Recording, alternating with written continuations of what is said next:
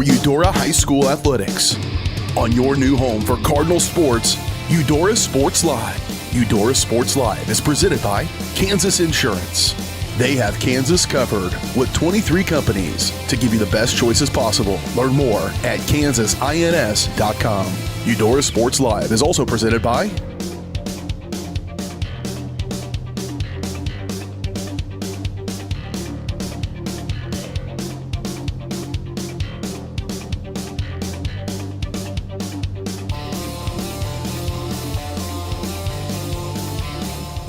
It's time for Eudora High School athletics. On your new home for the Cardinals, Eudora Sports Live.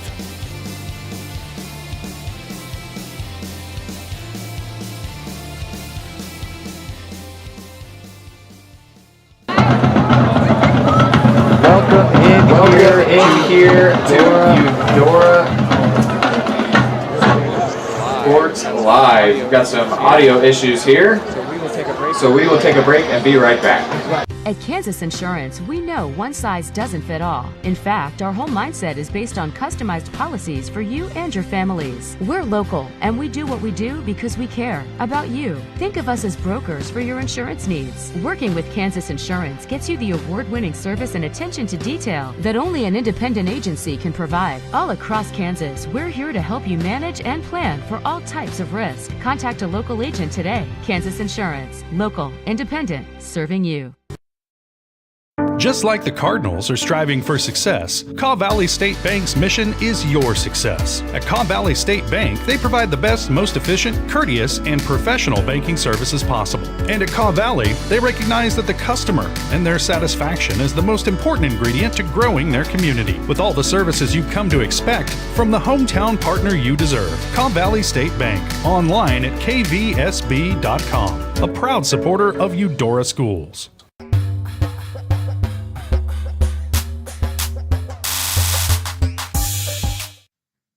Back here again on Eudora Sports Live after we fixed those audio issues. Take two of our pregame show. Eudora Sports Live is brought to you by Kansas Insurance, and our pregame show is brought to you by Kaw Valley State Bank. My name is Reed McAvoy. I will be working with Killian Beck on color commentary, and I've got my dad, Kevin McAvoy, working on camera. He might chime in at some points if he's got something to say.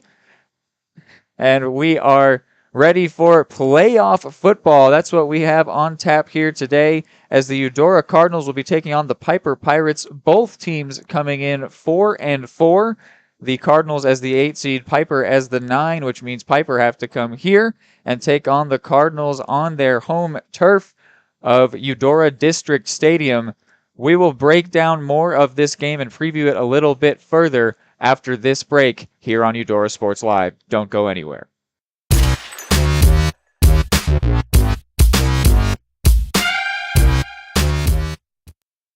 At Kansas Insurance, we know one size doesn't fit all. In fact, our whole mindset is based on customized policies for you and your families. We're local, and we do what we do because we care about you. Think of us as brokers for your insurance needs. Working with Kansas Insurance gets you the award-winning service and attention to detail that only an independent agency can provide. All across Kansas, we're here to help you manage and plan for all types of risk. Contact a local agent today. Kansas Insurance. Local, independent, serving you.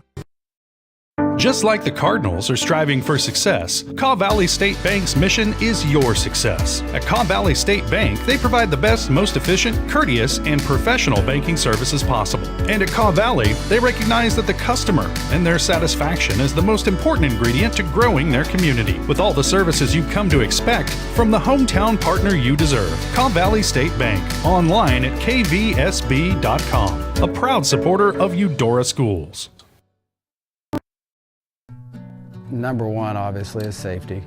We definitely call 811 to find out if there are any buried lines, fiber optic, whether it be telephone or pipeline or anything. Don't take a chance. Don't think you know and say, well, I don't remember anything being put in there. Call 811 and make sure that that's identified, that there isn't something there before you make that crossing. Because in the end, we want everybody going home. High-quality foods, friendly service, great prices, and a connection to the community that is unsurpassed. That's Jean's Heartland Foods in Eudora.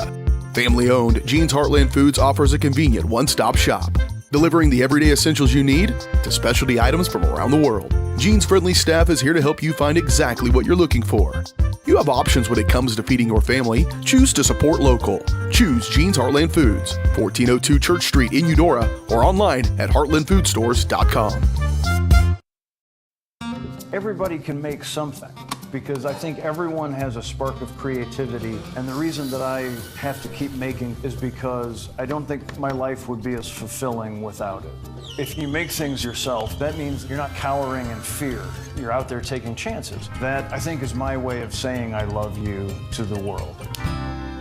All right, now I want to hear why you make. Share your own Why I Make story today. Visit whyimake.org.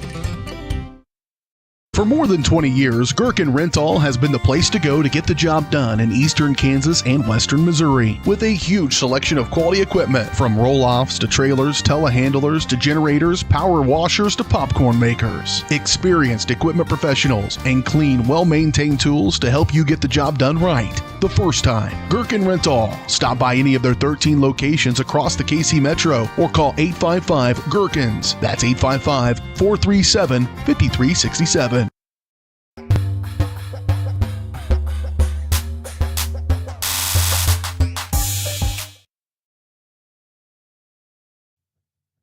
Back here on the Cobb Valley State Bank pregame show on Eudora Sports Live. Going to break down this matchup a little bit further, looking into it. The Cardinals are coming off of a win, so they've got some of the momentum. We talked about the importance of picking up momentum in that game against Paola, which they won 28-21, excuse me. And that score was the same score of Piper's most recent loss. They lost 28-21 against Seaman High. So coming in on maybe a bit of a low note in coming into this game, they fell to 4-4, whereas the Cardinals rose to 4-4, earning that at least a 500 season. 3 years ago, these two teams matched up in the postseason as well, and Eudora won that game 16-15. An interesting wrinkle in that game, though, Eudora were the underdogs with the worst record, meaning they went away to the Piper Pirates and beat them in their home, which is pretty impressive. Eudora, in fact, is 3-0 in the first round over the last 3 years, despite twice being the lower seed, so no stranger to having to cause the upset. Today, though, they have to avoid it, taking on number 9 Piper here. They need to make sure they bring their A game, which they've done in previous years, but they have to do it again this year. Do you think it really is being a favorite if you come in with the same record? I guess all they have really is home field advantage, I suppose. Yeah, it's somewhere along the line they got the better seeding. I'm not sure which tiebreaker it was that got them that. They have no common opponents, but Eudora here is the higher seed, which feels appropriate. I mean, even just having 4 losses on the year already is a bit surprising. This Eudora team is very good at what they do. Looking at Piper's season, most of the games were very lopsided, whether they were on the winning side or the losing side. There were generally a lot of points that decided the game, though, as I say that, Piper's 2 most recent games were decided by 7 and 10 points. I had a 10-0 win over Leavenworth and then just had that 28-21 loss. But other than that, their games have all been very clear-cut who was the better team, and Eudora really has not had that happen to them. When they've lost, they put up a very close fight, and when they've won, it's either been close or a big-time win, like the game against Schlegel, 73-0. So I'm certainly coming in favoring Eudora. They've got home field advantage as well, but that football is played out on the field. What I say has nothing to go. I wouldn't have called our loss against Ottawa or the loss against Lewisburg either. Maybe that one, maybe we weren't the favorite. But anyway, I digress. Eudora comes in here as the favorite with home territory and a big game here to keep up their streak of winning in the first round of the playoffs. We will take another break and be back here on the Cobb Valley State Bank pregame show.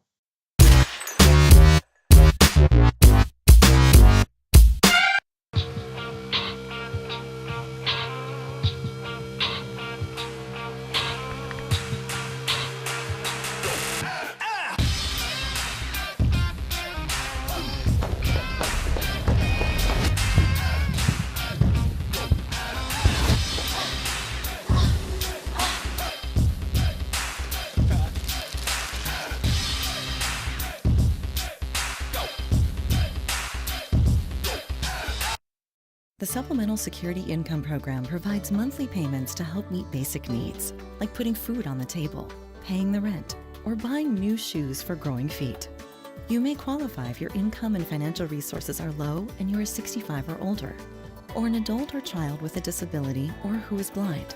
Call 1-800-772-1213 or go to ssa.gov/SSI to start to apply. Produced at U.S. taxpayer expense.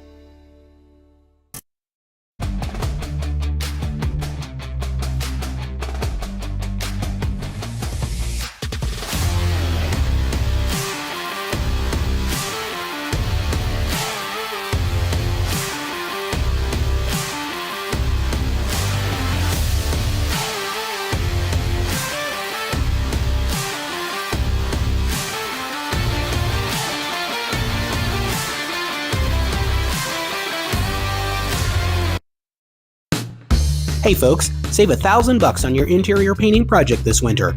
Hire Absolute Painting during November through February and qualify for 10% off your project, a free paint upgrade, and a free color consultation to make sure you choose the perfect colors to transform your home.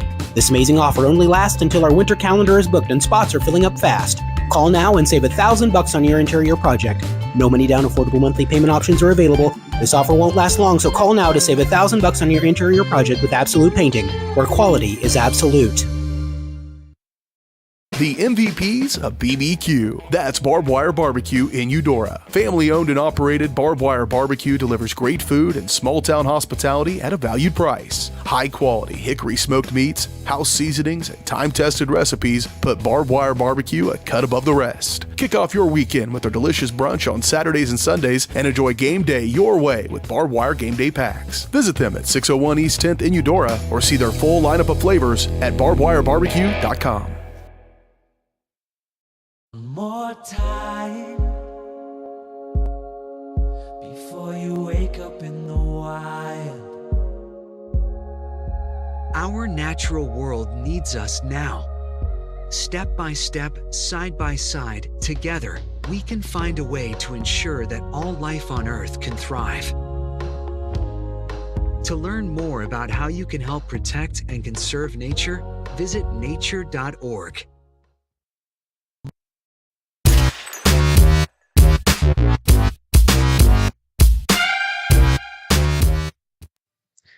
They are currently announcing the starters out in the stadium.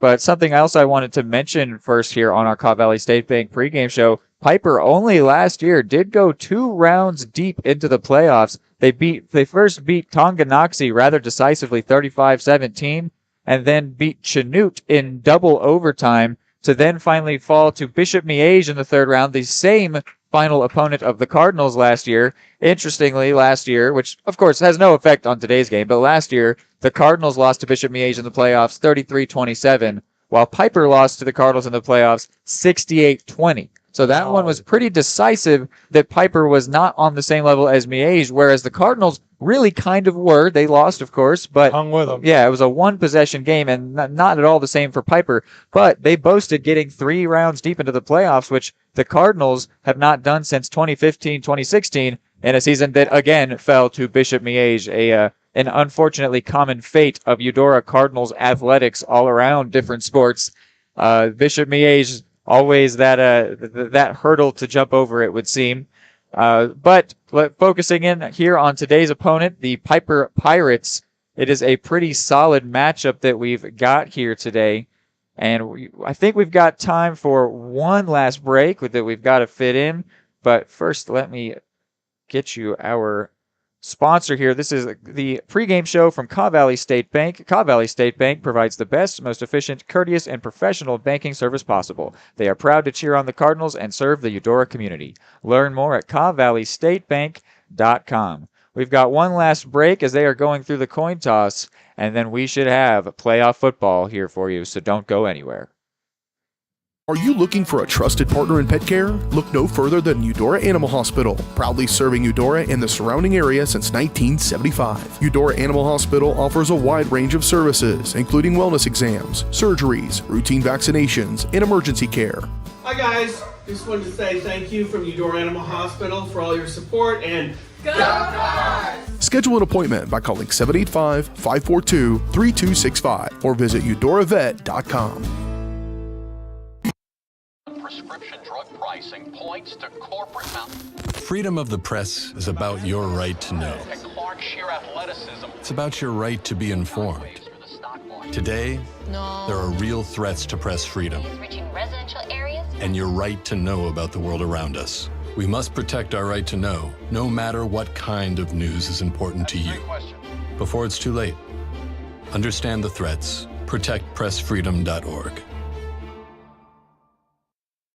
The smoothest, the creamiest, the most amazing ice cream you've ever had. That's what you'll find at Main Street Scoops and Sweets in historic downtown Eudora, Kansas. With over 100 mouthwatering Wisconsin-made ice cream flavors, including dairy-free and gluten-free options. The bakery is always serving up the most heavenly cookies, cakes, and so much more. Ask about Main Street's custom cakes for that special occasion. What are you waiting for? Come make the sweetest of memories at Main Street Scoops and Sweets in downtown Eudora, where it's always ice cream time. Question: what will you find on all over-the-counter or OTC medicine packs?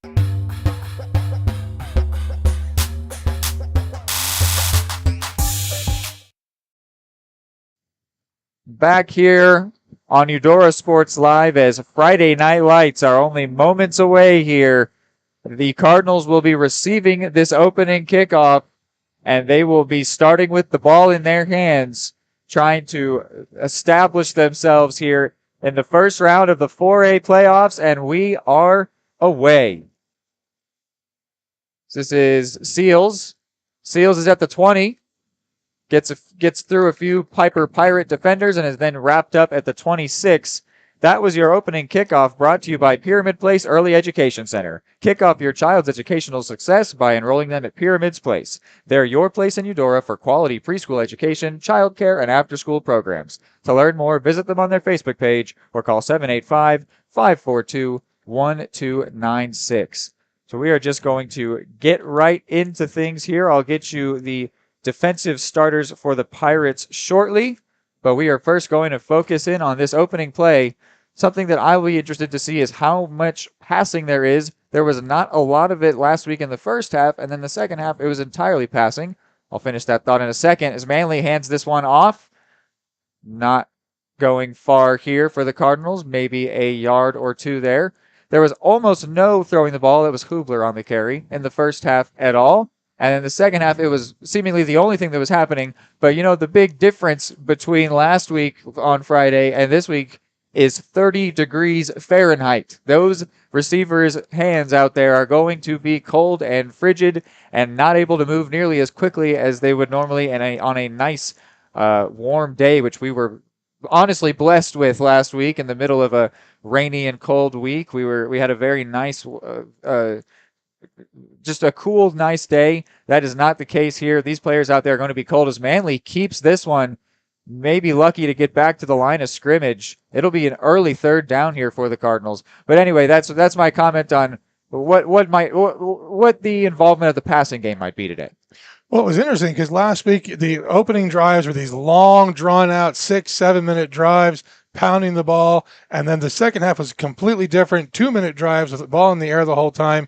And so I'll be intrigued to see if we stay ground and pound or we go aerial this first half. 3rd and 8 here might lend itself towards the pass, but I think some fingers might still be thawing out there. We'll have to see. Errol Seaman subbed in for Christian Jarrett. It is going to be a pass. Manley looking to his left. He has Seals, and Seals brings it in with one hand. Unbelievable grab there. 15 yards and a first down. Beautiful play there. They are not afraid to throw it in the cold. That was a great call by the coaches. A great route run by that young man and a beautiful catch. Adrian Seals, the oft open target. Manley with a very nice throw. Almost no work for Seals. He sure made it nonchalant, just throwing a hand out there, bringing it in. Beautifully done, and a crucial first down there to avoid going 3 and out for the Cards. And if that foreshadows what our game is going to be with a good mix, I think that's going to be a much more entertaining football. Seals motioned out wide, but now comes back across the field here. 3 seconds on the play clock. A keeper here for Manley, who then pitches it out to Majette. Majette has a first. He's still going. Majette is gone. 30, 20, 10, 5, and touchdown. Matt Majette. That is a huge play for the Cardinals only moments ago on third down, and now in the end zone. Matt Majette on the toss takes it more than 50 yards and in for the score. Cardinals on top 6-0 here very early on. The speed of that young man is impressive, breaking around that corner and taking it to the house. It was a nice play there where Manley kept it for a little bit, sold that he was going to take it himself, and then tossed it off to Majette. But Majette still had a lot of work to do. He had multiple defenders between him and the end zone. He did a nice job to get to the seam, get down the sideline, and then into the end zone. So now Caden Kerr sets up to make it a 7-0 lead. The ball is down, kick is up and good. It is going to be 7-0 here, not 2 minutes in. The Cardinals are on top. We'll see if the Pirates can respond after this next break.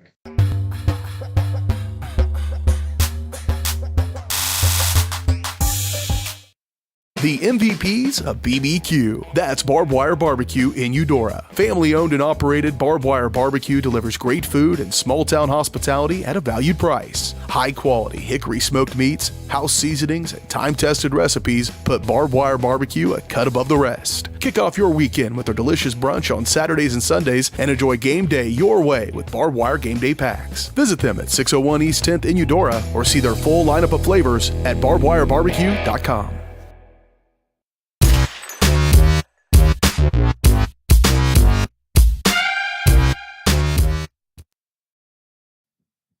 And joining us now here in the booth is Killian Beck.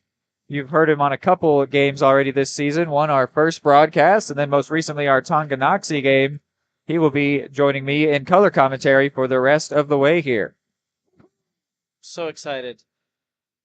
Got some great football here. I didn't even get a chance to give you the Piper defensive starters. We'll do that next time around, I suppose. Is now Eudora on defense. The kick returner bobbled that one, but he did pick it back up. So Eudora defense will, in fact, be called upon here. So Killian, I'll run you through a bit of the previews that we did on our pregame show. Much appreciated. It is this Piper team. They have no common opponents with us, so it's tough to gauge where their quality is. But both of us are 4-4. We, of course, won last week against Paola to get up to 4-4, whereas Piper fell to 4-4. They were 3-4. They lost to Seaman High last week. These teams did play 3 years ago in the playoffs where the Cardinals had the worst record and were away to Piper and won. They beat Piper in their house 16-15. Okay. And the Cardinals are 3-0 so far in the first round. There's a penalty going on here on the field. Seemingly, it's called against Piper, so they're going to have to begin this first drive closer to their own end zone, perhaps in the dread zone back there. So 3-0 are the Cardinals in the first round of the playoffs over the last 3 years. Something interesting, though, Piper only last year went 2 rounds deep, which the Cardinals have not done since 2015-16. So they were certainly a powerful team last year, but last year has no dictation on this year. Just an interesting thing there. And in the end, both teams fell to Bishop Miege in the playoffs. The Cardinals in round 2 lost 33-27, whereas the Pirates lost 68-20 to Miege in the third round. So it seems like they really were not on their same level, which the Cardinals kind of were. But again, that's last year. This is this year, and the Cardinals are off to a hot start here. Here is the first play for the Pirates on offense, backed up inside their own 15 following the penalty, but I think this will get maybe 3 yards on this carry. Did you see what that penalty was, Kevin? I believe it was a delay, but wonderful tackle there by the Eudora defense. Completely upended the runner, had him completely airborne and upside down. It's going to be 2nd and 6 here. They are going to hand this one off to the runner. He is finally brought down. That is Zane Pudens, the senior running back. Thinking about the fact that these teams played 3 years ago, Kevin made a good point. To some of the seniors out there probably remember the last time these two teams played when Piper got upset in their house So the seniors for the Cardinals may have witnessed that one on the positive side, and some of these Pirates might come in with a little bit of extra motivation, having remembered a good season for them, getting cut short by the Cardinals. 1st and 10 here. Cardinals have 3 or 4 runners in the backfield, and it looks like a jump there from the Cardinals line. So a couple penalties going both ways to start this drive. This will be a 1st and 5 now here for Piper. Some chance from the Piper sideline if you can't do that. Showing out. They've got some good numbers over there on the away stand. Here is the 1st and 5 play. It's a quick handoff here to McDaniel. McDaniel out to the right. Ends up getting run out of bounds. A couple of Cardinals there ran into each other. Looks like everyone is all right, though. It'll be 2nd and about 5.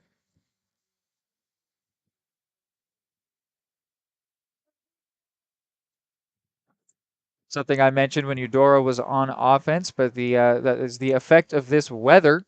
40 degrees is our temperature here. That is certainly going to affect the willingness of coaches to pass and the literal abilities of the players to bring in the ball. Might also make it more likely to have a fumble out there on the field, perhaps. Here is a give to Pudenz going out to the left. Christian Jarrett wraps him up short of the 1st down. But yeah, I'll be interested to see how the weather affects things. Jack Bakarich, the quarterback for the Pirates, has 3 fumbles on this season. He is by far their go-to man. I have no doubt that those 3 fumbles are just a matter of if you give the guy the ball enough time, something will eventually go wrong rather than any lack of ability on his part, as he has 219 rushing yards on the season and over 1,000 passing yards on the year. So a very capable quarterback is going to look to throw here. It's Pudenz again, and Pudenz is immediately wrapped up by Hubler and brought down. They've been really trying to funnel the ball to the senior running back, Zane Pudenz, so far today. And on that case, Braylon Hubler read it like a book and brought him down to force 3rd down. Not sure that was not a very good call on that by the quarterback right there. I would have probably dirted that ball right there. Put that in the dirt. I think they're just trying to get it to Pudenz in any different way possible. Seems that they really trust in his abilities, as he has 300 receiving yards on the year. Here is another throw. That could be pass interference, and it will be. That seemed pretty clear cut. The Cardinals fans here are upset, but Christian Jarrett shouldered his receiver there before he got a chance to get up for the ball.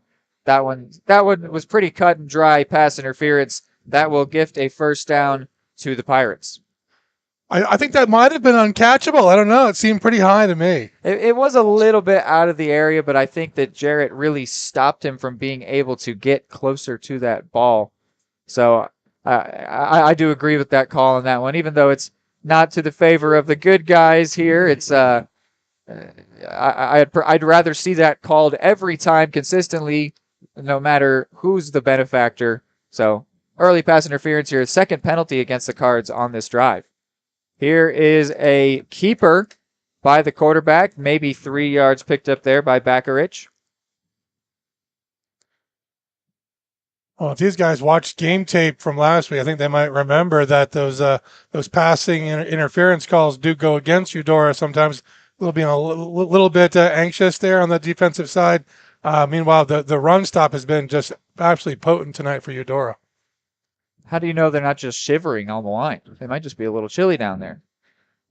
Yeah, looking at it, Bakarich actually, I'm realizing now, 53 carries, 219 yards is actually not a spectacular average for him. Here's a give to Pudenz out to the left. Christian Jarrett with a beautiful form tackle. However, a flag comes in late. I doubt that's on Jarrett.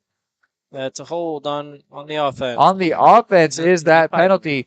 But just to focus in on Christian Jarrett there, that's something where the defensive coordinator over there pumping his fist, That is a beautiful form tackle, exactly how you're supposed to do it in the open field. And had Jarrett not made it, and also had there not been a penalty, there would have been a lot of extra yards there for Piper. So very well done there by Jarrett.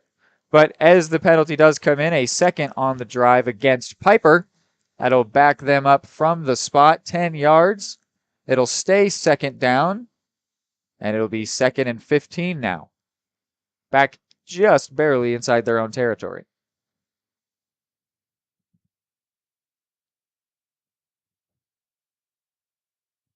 So 2nd and 15 here. This drive has been elongated both ways by penalties. They've got two different runners in the backfield. McDaniel is one of them. It's kept by Bakarick, who has a man downfield. Right next to the first down marker is Evan Dameron, the 6-foot senior tight end, bringing that one in. I don't think he converted it. We'll have to see the spot here. The referees still aren't sure. However, the Lions crew, they're getting a move on, so they believe that's a first down, and indeed it will be. So yet another first down here for Piper. They've been having to matriculate the ball down the field far more than the Cardinals had to, only needing one first down before Matt Majette broke off for his 53-yard run. But Piper have been up to the challenge of slowly beating away at the Eudora defense so far.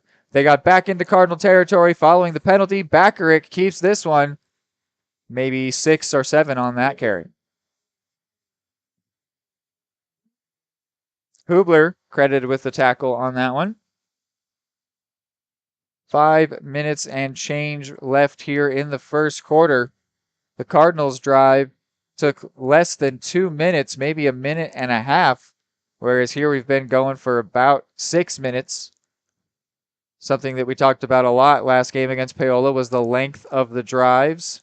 The average drive being around 5 or 6 minutes. Really made that game go by quick. Here's Bakarick on the keep. He is wrapped up by a couple different Cardinals. Van Dong, one of the two in there. Owen Wilkes, the other. So it'll be a short, third down and short here for the Pirates. So, Reed, you have more experience in here than me. Is it common to have so many players going both ways? So I feel like with as many players as Eudora has, they could have a dedicated defense and offense, but there are a handful that cross both ways. Yeah, there are a lot of really. I think that's something with the size of this school that maybe Eudora could switch it up, but they really have a lot of their older and more veteran players out there. Here we'll focus in on this third down. Get back to that thought in a moment. This keep from Skylar Little is wrapped up maybe just short there by Braylon Hubler, much to the delight of the crowd. It'll be 4th and 1. But no, you are right to point out the Cardinals have a lot of their biggest star players that go both ways in big ways. The main one I would point out is Adrian Seals, who is one of the biggest difference makers on offense and as well was the leading tackler for a while until Braylon Hubler recently overtook him. Seals is the leading turnover creator. He has the most interceptions on the team. We'll focus in now on this huge play, this 4th down, as the referee. No, there's a timeout called, the first by Piper. So we will take a quick break and be right back on 4th down. So don't go anywhere. High quality foods, friendly service, great prices, and a connection to the community that is unsurpassed. That's Jean's Heartland Foods in Eudora. Family owned, Jean's Heartland Foods offers a convenient one-stop shop, delivering the everyday essentials you need to specialty items from around the world. Jean's friendly staff is here to help you find exactly what you're looking for. You have options when it comes to feeding your family. Choose to support local. Choose Jean's Heartland Foods, 1402 Church Street in Eudora, or online at heartlandfoodstores.com.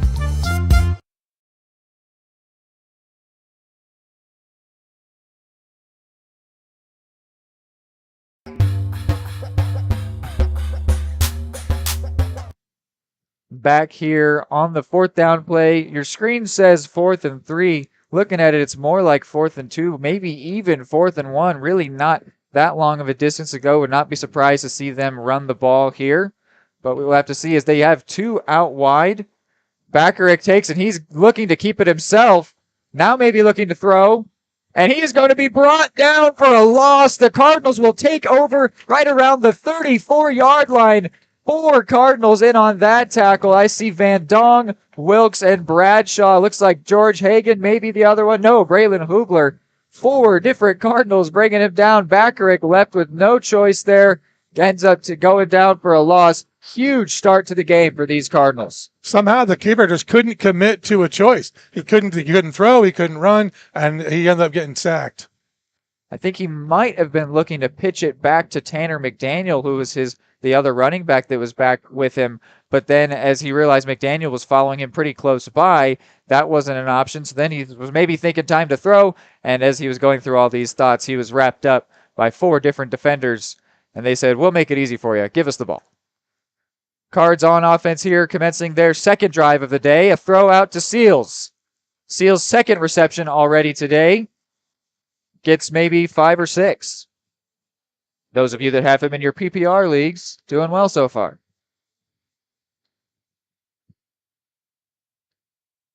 Seems like the cold is not causing any divergence from passing for the Cardinals. If anything, it's maybe encouraging it. I think maybe Coach Steffen feeding off of the success from last second half against Paola, where the passing did wonders for the Cardinals. So putting that faith here in Cole Manley despite the cold. This is a toss back to Seals. His body shape almost made me think he was thinking a throw, but I think he was just trying to find the angle. Couldn't do so in the end. That'll go for a short loss. Well, we know he's been my guy the whole year, so in like the 3 games that I've announced for him. But yeah, I remember our first game, we made the jokes of that if I had a fantasy team, Errol Seaman would be on my fantasy team. Yeah. Of course, he then got hurt. Typical. So your fantasy team sucks whenever he's hurt. My fantasy team is just like that. And when it comes to the NFL, everyone's always hurt. My IR spot has way too much talent on it. Well, it's similar. It's a lot like the Jets in real life. We'll focus in here on the third down play for the Cards. Last time they had no problem converting on 3rd and long. This one's actually a little bit shorter than the 3rd down they picked up earlier. That could have been an illegal shift, and it will be. This play is not going to count unless it has a positive result for Piper, which it does. We'll see if they choose to decline or maybe back up the Cardinals, as they had a couple different men in motion. It'll be an illegal shift, and I would imagine Piper will decline this penalty and just take the result, which was both a natural loss and a loss of down. So the Cardinals will be forced to punt away. Their first drive was one that nearly stalled out and then got much better in a magnificent way. This one, though, does stall out immediately after forcing the turnover on downs. I think they'll be okay with that, though, as long as Caden Kerr can get off a nice punt here in the cold. I think the Cardinals will be more than happy with this result so far. 4th and 16 after the declined penalty. Kerr gets the snap, and it was blocked, I think. Yep. Yeah, there was a hand that got in on there? Yes, sir. Okay, I thought that maybe might have just been a result of kicking a rock from my personal experience of kicking a cold football, but co-commentator saw a block get in there, so credit to the Piper defense and special teams, going to be putting them in a good area when we get back. Just like the Cardinals are striving for success, Caw Valley State Bank's mission is your success. At Caw Valley State Bank, they provide the best, most efficient, courteous, and professional banking services possible. And at Caw Valley, they recognize that the customer and their satisfaction is the most important ingredient to growing their community. With all Had to cut that ad short as the Piper offense is moving quickly. Bakarick looking to throw here. Christian Jarrett there. Maybe getting a little bit of a nice call there. Could have been another pass interference on him, but referee says clean play. That one was a lot closer. The previous one was very clear cut. This one was not at all. Yeah, that ball was completely uncatchable. Yes. Yeah. That would have been up to referee entirely, and he said that's clean, which I'm cool with. It is 2nd and 10 for the Piper offense here. They began their first drive about 50 yards further back than where they start this one, beginning in Cardinal territory following the blocked punt. Bakarick is going to give this one, and the runner, Skylar Little, still moving down there, has 8 or 9. Eudora's has come up with the football. We don't have a referee signal yet, but Van Dong is showing off He's got some show and tell going. Look, ref, I got the ball. They're saying down by contact. The call is down. Unfortunately, no turnover here for the Cardinals D. They thought they had it. They were sure they had it, really, from the looks of it. But either that, they were just selling it to get the ball back. In the end, referees say the runner, Skylar Little, was down. So 3rd and 2 here. Minute 20 remaining in this first quarter. 3 receivers out wide. Bakaric under center. Takes the snap. He's going to run it himself. He has a blocker in front, and he gets enough for that first down before going out of bounds. That'll be 1st and 10 for Piper, now in the red zone for the first time today, for either side. No, yes, okay. They've got him right at the 19. Right where I thought it was. So a minute 9 remaining here. Piper is 18 yards away from the end zone. The Eudora defense need to make a big stop here.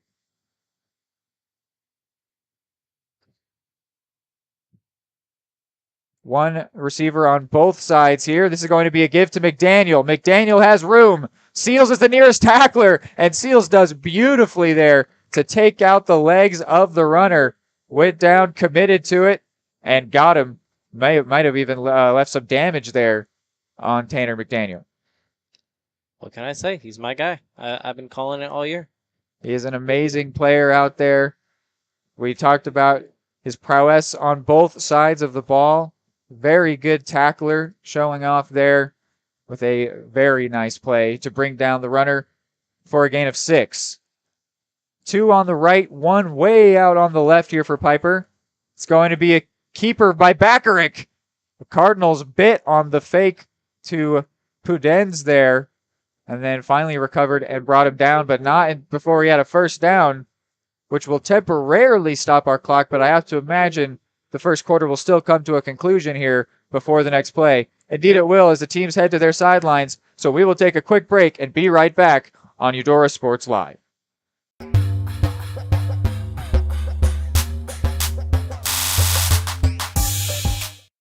Are you looking for a trusted partner in pet care? Look no further than Eudora Animal Hospital, proudly serving Eudora and the surrounding area since 1975. Eudora Animal Hospital offers a wide range of services, including wellness exams, surgeries, routine vaccinations, and emergency care.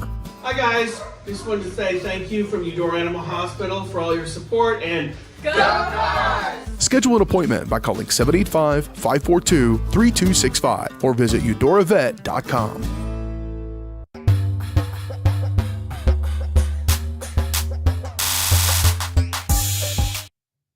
As we are about to focus in on the Eudora defense with the 1st and goal here, I realized I forgot to give you our starting lineups, which are brought to you by the Eudora Community Library.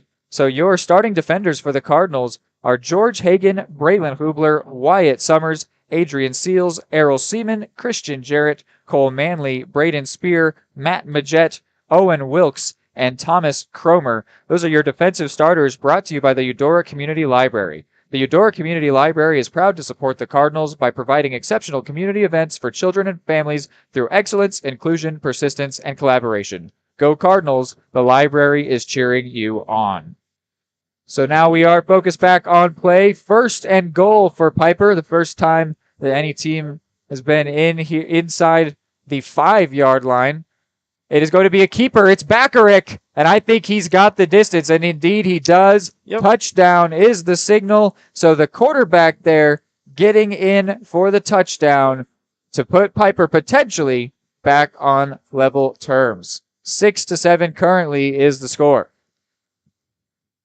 It was a very nice and methodical drive there by Piper. Actually, no, excuse me, sorry, I was conflating that with their first drive. This one, they only had to go 30 yards following the blocked punt. Not much to do for the Piper offense, and they did well to get into the end zone. Had to make a few first downs along the way. The Cardinals defense did put up a fight, but they could not stop Piper from tying the ball game as they have just done. So we will take a break and then be right back. State coordinates of new land acquisition. Oh, well, you know that big oak tree that got struck by lightning? Negative. The barn with the funny cow mural? Negative. One-eyed scarecrow? Negative. Giant water tower? You're not from here, are you? I've never seen him. Robots don't know you. We do. Hey, how's your dad doing? For over 80 years, we've built relationships first and plans second. It's your future. Let's protect it. Contact Farm Bureau Agent Anthony Brown in Eudora today at 785-615-0516.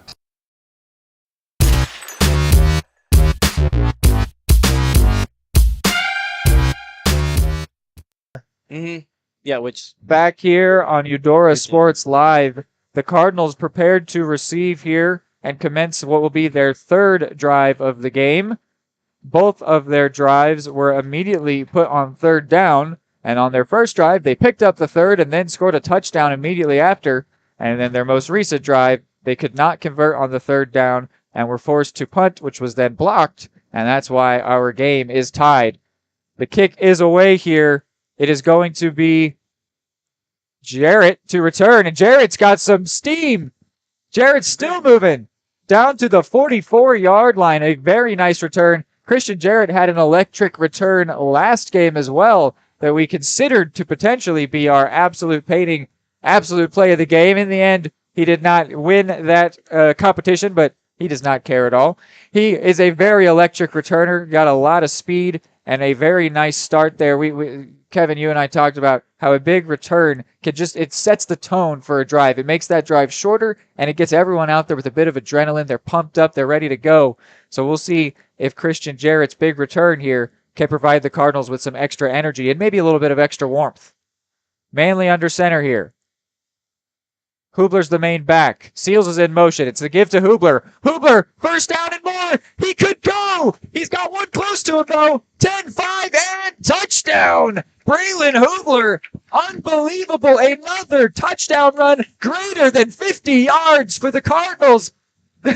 Just crazy. I think Christian Jarrett's return provided the energy. I think you're absolutely right. Who needs to pass when you can run for 50-plus yards? Braylon Hubler on that one, 55 yards. He quite literally won up to Matt Magette. I think that run was maybe 1 yard longer than Matt Magette's first run for a touchdown.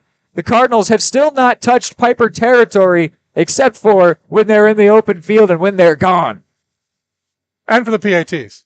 True. Yeah. Caden Kerr here, the only one familiar with this side of Piper territory, ready to make this a 14-7 ball game. And that kick is up and through. It'll be a 14-7 ball game when we come back. These Cardinals are moving quickly, probably to stay warm.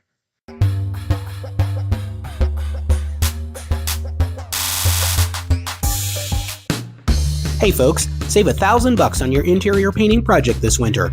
Hire Absolute Painting during November through February and qualify for 10% off your project, a free paint upgrade, and a free color consultation to make sure you choose the perfect colors to transform your home. This amazing offer only lasts until our winter calendar is booked and spots are filling up fast. Call now and save $1,000 on your interior project. No money down, affordable monthly payment options are available. This offer won't last long, so call now to save $1,000 on your interior project with Absolute Painting, where quality is absolute.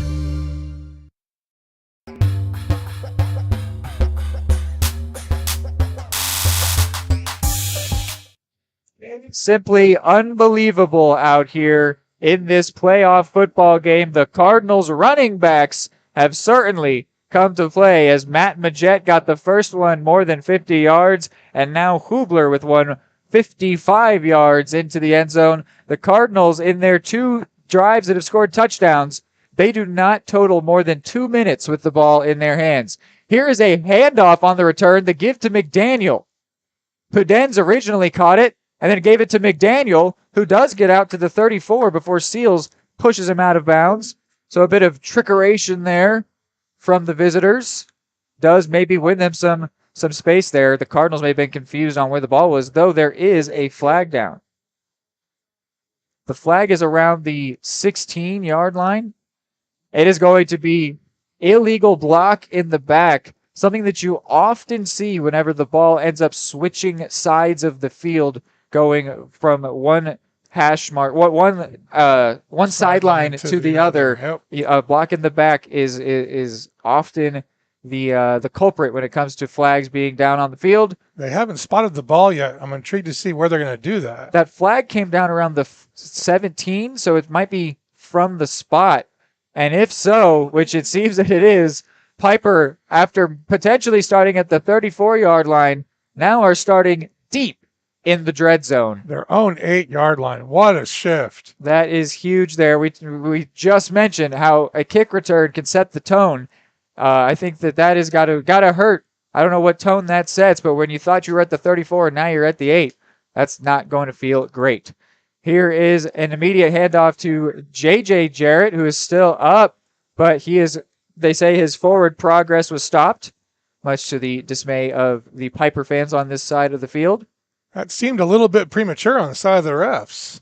J.J. Jarrett on only 14 carries has 360 yards and 2 touchdowns, a very efficient and effective runner.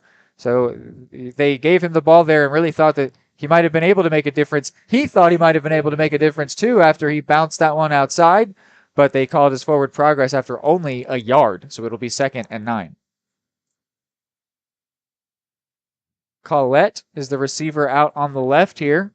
Everyone else pretty close to the tackle box. Jarrett's in motion. It's a give to Pudens. Pudens puts a man on the ground and is then wrapped up nicely by Bradshaw and Van Dong. Pudens maybe a little shaken up. Actually, certainly a bit shaken up there. Looks like he's going to carry on, though. Actually, they're pulling him out now. Hopefully he's all right. He's definitely got up looking a little bit uncomfortable there. They've really funneled the ball to him so far here early on. He would be a big-time loss. Keith Slaughter is the player filling in for him. They've got Jarrett out on the left here. Both teams have a Jarrett wearing number 10. No relation, though, I assure you. The give to McDaniel. McDaniel brought down by Hubler and Bradshaw. So their first down play goes for maybe 7. Killian, what are you seeing so far here in this game? They've had a real issue of continuing drives. Obviously, they being Piper? Yeah. Well, I figured, they were on offense right now. But Piper's had a real issue of just actually completing drives. They haven't been able to drive into the red zone. So I'm kind of interested if they're going to be able to do the 5 yards in a cloud of dust on this drive here. 2nd and 3 here, a chance for maybe 5 yards in a cloud of dust. The quarterback's going to keep it. He's got a lot of space. Seals is going to have to bring him down. Seals will end up shoving him out of bounds, but not until he got all the way into Cardinal territory. A gain of more than 25 yards on that one with the keeper by the quarterback Backerick. I mentioned how he's got a poor average in terms of yards per carry. That one was a big gain there to get into Cardinal territory. That should certainly help the average, I'd hope. Remember, this drive began inside the dread zone, inside the 10, and is now into Cardinal territory.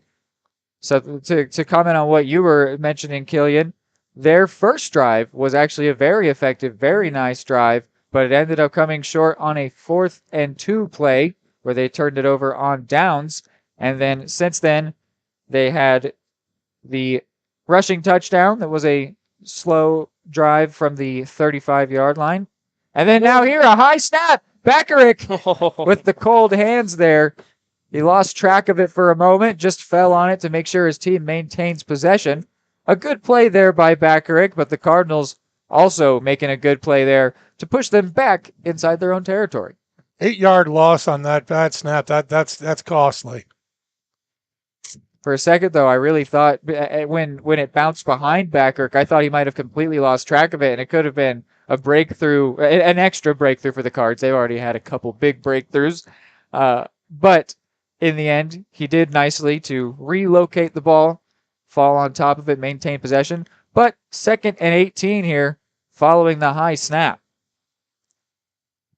Receiver out on the left and right, a fake handoff, and Leland Bradshaw was not tricked in the slightest. He read that fake and brought down the quarterback immediately. No gain, 3rd and 18, a beautiful play by number 72. Leland Bradshaw, going to get you his stats on the season, has 56 tackles coming into today. I think he's already at 60 on the season, including today's performance. He has been ever present on that defensive line.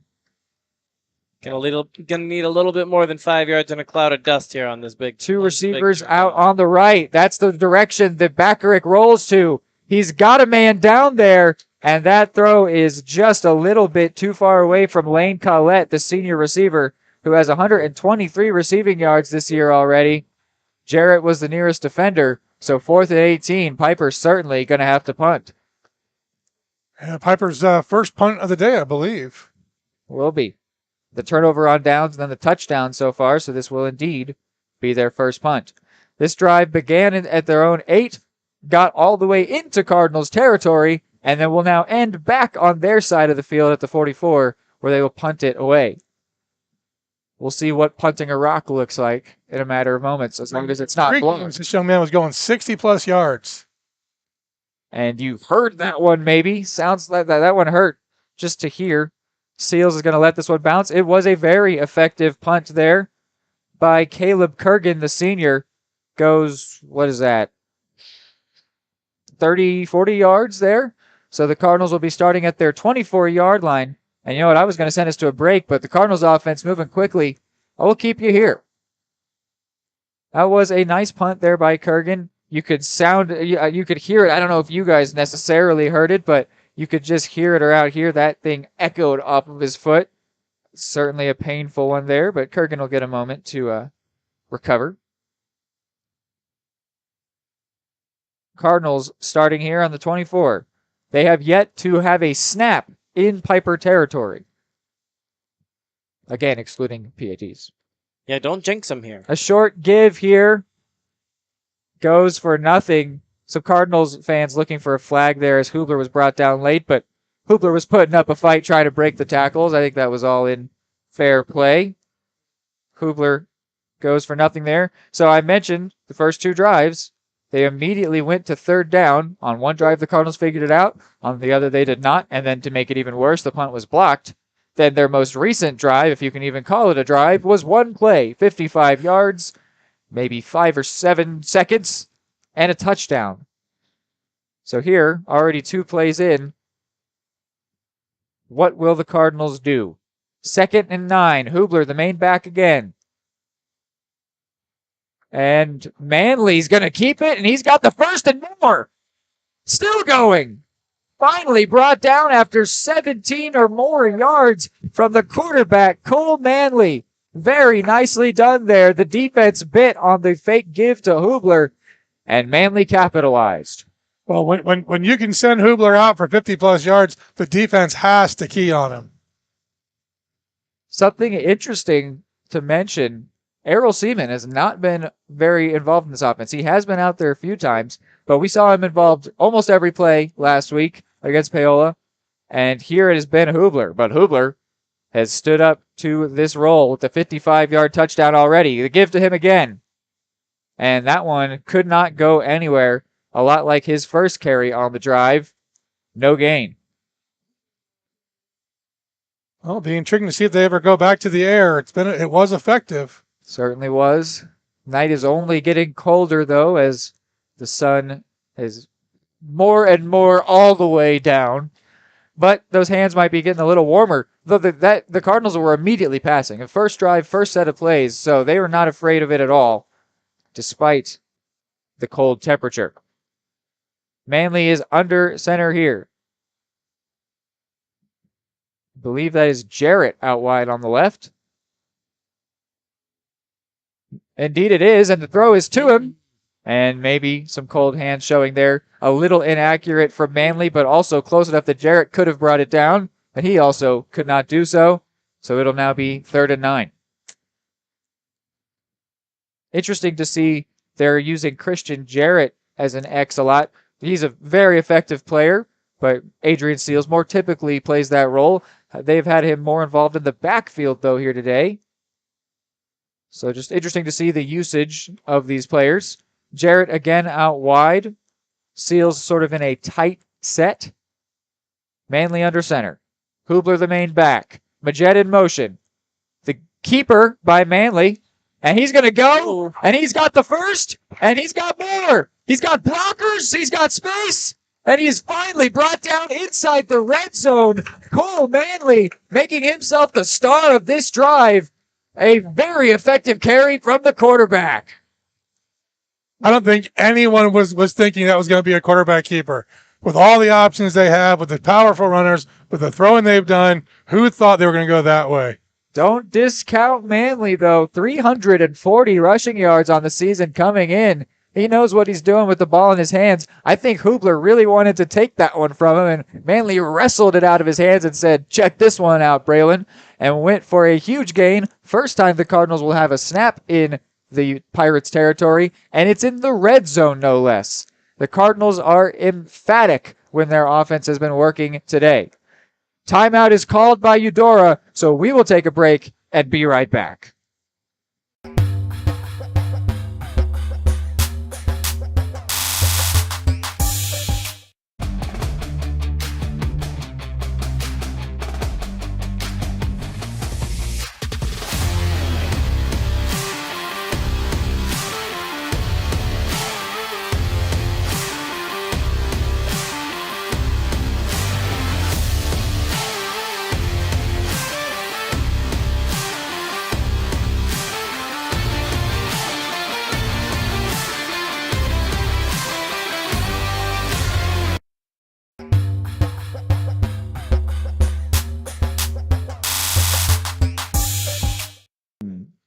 Back here on Eudora Sports Live as the Cardinals prepare for their first down play. Their first play, as I just mentioned, in Piper territory, comes in the red zone. We've got 4:39 remaining here in this game, which has moved pretty quickly, but that's been due in part to two greater than 50-yard rushing touchdowns from the Cardinals.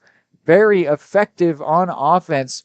They have really operated by way of the big play, which is something that could sometimes be a bad thing to say about an offense where they rely on somebody breaking loose, finding space, but the Cardinals have been able to regularly do that so far in this game today, with a few different names having made that happen.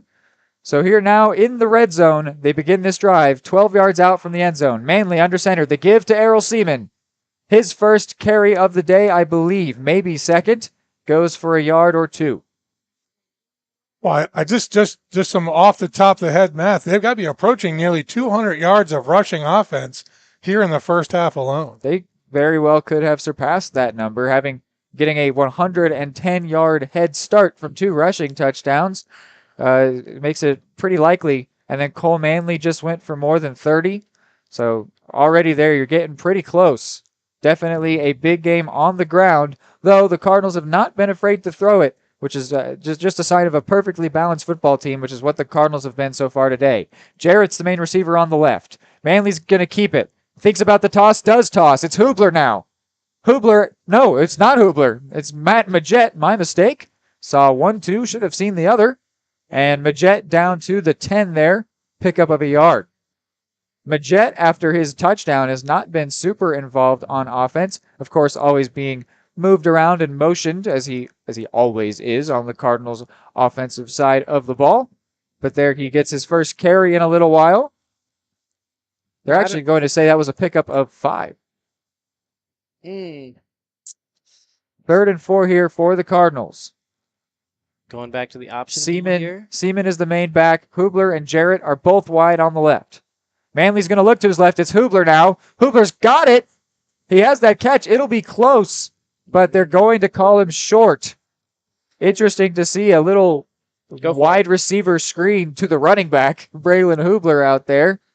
This will be 4th and 1. I say go for it. This is certainly close enough where Caden Kerr could make the kick, but looks like the offense is staying out there. Can't blame them. So close into the end zone here, and so close to even just a first down, which would reset the downs, give them 1st and goal. It makes a lot of sense to go for it. It's not even a bad spot to turn the ball over on downs. Looks to be less than a yard for the first down. Yeah, they've got 2 up on the screen, but it's a very, very short distance here to convert. And timeout called here by the Cardinals. They're second. We'll go ahead and keep you here. You know, something else I also didn't get to run through is the Piper starters on defense, because they weren't on the field for more than a second for their first few drives. So let me run you through their starters. They have Zane Pudens, Lane Collette, Eric Siegel, Skylar Little, Tanner McDaniel, Evan Dameron, Colin Ketter, Aaron Henson, Jeremiah Price, Cooper Busick, Rock Emanuel. That is the starters. Again, brought to you by the Eudora Community Library here on Eudora Sports Live, which is presented by Kansas Insurance. So a very interesting game here. I really can't make heads or tails out of it. Of what it actually means. Are the Cardinals far superior to this team? Maybe, but also maybe not, because after being able to create those big plays, they've then stalled out, as they're doing here with the 4th down. Not that they can't convert. In fact, I imagine they very well might. But a lot of 3rd downs and 4th downs here when they can't get that big play, though they have shown that they can get that big play. So just interesting stuff here. Really can't tell if Eudora is far better than their opponents or if they've just gotten very lucky today. Certainly a lot of skill out there on show. Well, it's going to be plays like this. They're going to be the deciding factor. If they can, in the next 2 or 3 plays, get this thing in the end zone, go ahead by 2 touchdowns, it's a whole different game than turning over and fighting to stay ahead. A 1st down here would be huge just for the amount of time they could take off the clock if they want to, but 4th down. Siemens, the main back. Manley's going to keep. He's got one tracking him down. He's going to rush it himself, and I think reaches into the end zone. He does. Cole Manley with a 4-yard rushing touchdown of his own. The same thing that their quarterback Backerick got for Piper, though this one looked very different as it was a 4th and 2 play. Manley read the defense nicely, went in, and then extended the ball before going down to get into the end zone, giving the Cardinals a 2-possession lead. Yeah, I think he just powered right over the linebacker there and fell into the end zone. Very strong run. Absolutely huge there from Cole Manley. Cole Manley was the star of that drive with many big runs. I thought he lost that ball there for a second. I thought that could have been a really costly play there at the end zone. Kerr's kick up and good after Manley was able to maintain possession, extend it in. So under 3 minutes remain. Cardinals have a 14-point lead here as we will be right back.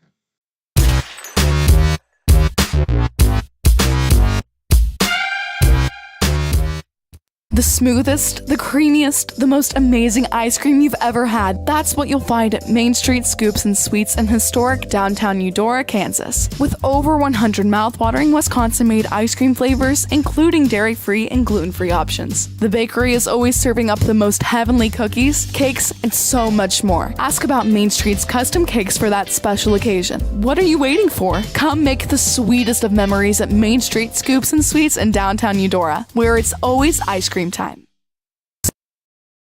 He has a Jets team. All right, back here on Eudora Sports Live. Cardinals with a 14-point lead. Kerr's got the ball down, ready to kick it away. The Piper really need to get a response here. They will receive the opening second half kick, but I don't think they would like to do so down by 2 possessions. They need to make something happen here. Play stopped. Is there false start on the kickoff? Okay. Something we did see earlier this season, and when I saw it for the first time, I was like, I don't think I've ever seen that before. Oh, trust me, I've seen it. But I've done it too. I was a special teamer. To reference probably my favorite childhood show. If I had a nickel for it every time that we've seen false start on a kickoff, I'd only have 2 nickels. But it's weird that it happened twice. That's Dr. Doofenshmirtz from Phineas and Ferb. We've got 2:54 now remaining here. I never remembered Dr. Doofenshmirtz having so much beef with false starts on kickoffs. Caden Kerr's set to kick this one away now from the 30 rather than the 35. And it's a nice deep kick caught by Pudens. Fakes the handoff to McDaniel. Keeps it himself. He's past the 40 now. Brought down right around the 43 or 44. A big return there by Zane Pudens, who was a little bit shaken earlier. Good to see him back out there. Makes a very big play there for the Cards. Honestly, quite akin to Christian Jarrett's return that went to about the same territory. So it was nearly over his head. They accepted the kick to be shortened because of the distance, and it was over his head, and he just barely caught it. They also faked that trick play that they did earlier, pretended to hand it to McDaniel, and maybe that bought a little bit more space for Pudenz. So the Pirates, with a short field here to start. Backrich with that keeper gets maybe 2 or 3. Bit of a late hit there from Connor Watson. I was wondering if this near ref was going to flag it. Decided not to. They're going to let him play. It's playoff football. 2nd and 8 now. 2:22 remaining. I was just talking about Piper definitely need to get something here. Even if it's a field goal, they need to get points. You cannot go into the second half down by 2 touchdowns. It's just a tough hole to dig out of. Backrich takes this snap, hands it to Pudenz. Pudenz is hit hard and immediately by Connor Watson. That hit was clean, and that hit was strong. Immediately stopping one-on-one crime there. A beautiful tackle by the man that plays backup quarterback on offense out there making a very nice tackle. 3rd and 6 here. 2 minutes to go. You can't be too aggressive here, though. Just on the edge of Pirates territory. Can't afford a turnover here and then give them a short field to go up 3 scores. They've done a nice job eating some clock off, making sure they don't hand the Cardinals too great of a chance. But something like this could... And, oh, man, Leland Bradshaw, how did he not get that one? Oh, man. Gotta just jump on it. If I could give any credit to Backrich, he's really good at finding a fumble and picking it back up. Unbelievable.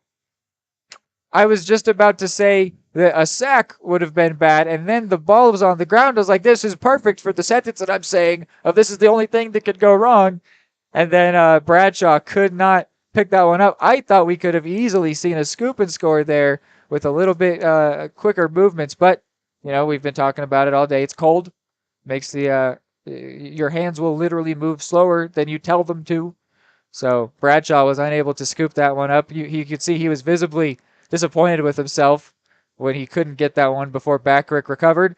And now a timeout has been taken, so we will take one as well before the Cardinals prepare to receive a punt.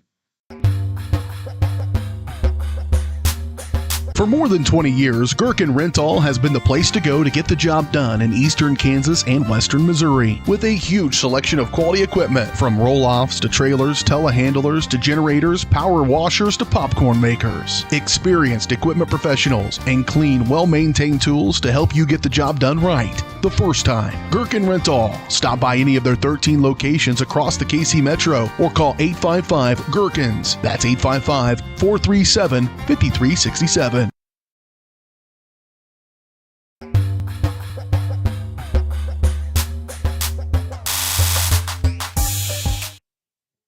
So that timeout that was just taken was the Cardinals, their 3rd and final. So now 4th and 15. Piper's prepared to punt it away. It's a fake. Backrich here. Christian Jarrett's the nearest defender. Makes a very nice play there. I don't hate that fake, actually. That was a nice looking play. It was drawn up to go to Alex Birmingham, the senior receiver, and Christian Jarrett was privy to it, did a great job to never turn off, always be playing defense. And as they snapped it to the up man that was the quarterback, who then threw it deep, falls incomplete. This is a huge gift to the Cardinals. 1:12 remaining, no timeouts as I just mentioned, but only 39 yards to go to the end zone. So this drive, after the Cardinals couldn't touch Piper territory, now begins in it. They couldn't touch Piper territory because they were too effective. But anyway, Manley with the give to Seaman. Could he go? Sorry, got a little excited. He flowed through there. I was like, is this going to be a third different running back with a breakaway rushing touchdown? Apologies there. Sounds like early 90s Kevin Harlan. He was able to pause the clock, and they're driving quickly. Right. They want to move. They want to score.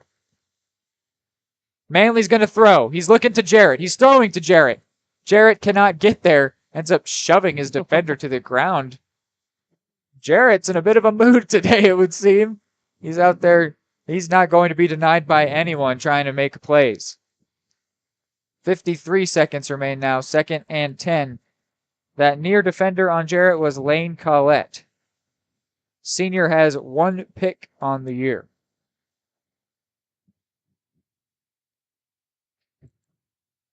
.53 seconds remain. Cards taking their time because they are free to do so following the incompletion. Seals again is set up tight while Jarrett is the lone wide receiver. Seaman is in the backfield. Majet's in motion. Manley's going to keep this one, and he'll be wrapped up after maybe getting just past the line of scrimmage. Someone there on the defensive side for Piper read that snap time and timed it very well. As I'm honestly surprised we haven't seen earlier this season, because Majet's motion does sort of line up with the timing of the snap. Unfortunately, though, for the Piper side of things, the defender couldn't do more with it. Jarrett gets this target, puts his corner on the ground impressively, and then could not defeat his next tackler. But a nice pickup there. Cardinals now, time's ticking on them. They could let the half end, or maybe just snap this ball as time is going to expire to have a free Hail Mary with no consequences as long as it's not a turnover. That is exactly what they're going to do. 3 seconds remain. It's Jarrett! And actually, the Piper will be given a chance with the ball following that throw to Jarrett. Jarrett was close but couldn't bring it down. 2 seconds remain. It'll be interesting to see what Piper does here. I would like to see a Hail Mary, but this is a lot.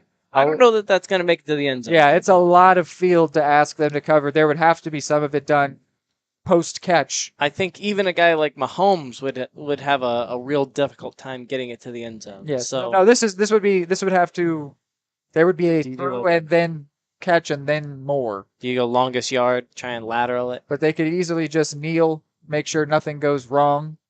That's probably what they're going to do. I don't think they're going to Cardinals are take too big of a risk here. They are in prevent defense formation. Cole Manley standing in Cardinal territory, the 46 or 7 yard line. And now another defender is going to drop back with him. Can't quite see who that is.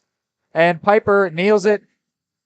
So it is going to go straight to halftime here. Cardinals with a big time lead, 21-7.5, where they have been very, very effective, both on the ground and in the air, but 3 rushing touchdowns is what has the Cardinals out in front here. So now we will begin our halftime show next.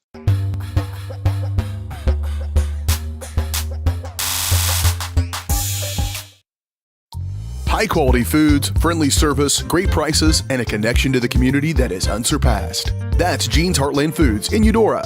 Family owned, Jean's Heartland Foods offers a convenient one-stop shop, delivering the everyday essentials you need to specialty items from around the world. Jean's friendly staff is here to help you find exactly what you're looking for. You have options when it comes to feeding your family. Choose to support local. Choose Jean's Heartland Foods, 1402 Church Street in Eudora, or online at heartlandfoodstores.com. Just like the Cardinals are striving for success, Caw Valley State Bank's mission is your success. At Caw Valley State Bank, they provide the best, most efficient, courteous, and professional banking services possible. And at Caw Valley, they recognize that the customer and their satisfaction is the most important ingredient to growing their community. With all the services you've come to expect from the hometown partner you deserve, Caw Valley State Bank, online at kvsb.com, a proud supporter of Eudora Schools.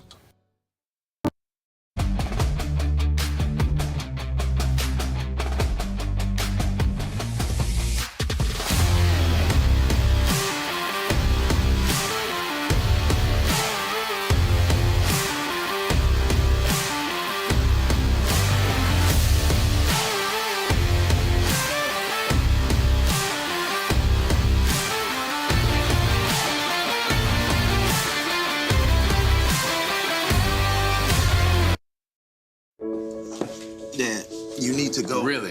It's important. I feel fine. Look, you cannot mess around with this kind of stuff. Some cancers, man, we just don't want to lose you from something we could have caught. What I need to do? You just give your doctor a call. They'll tell you what screening test you need. Fine. Can I have my pie now? Oh, man.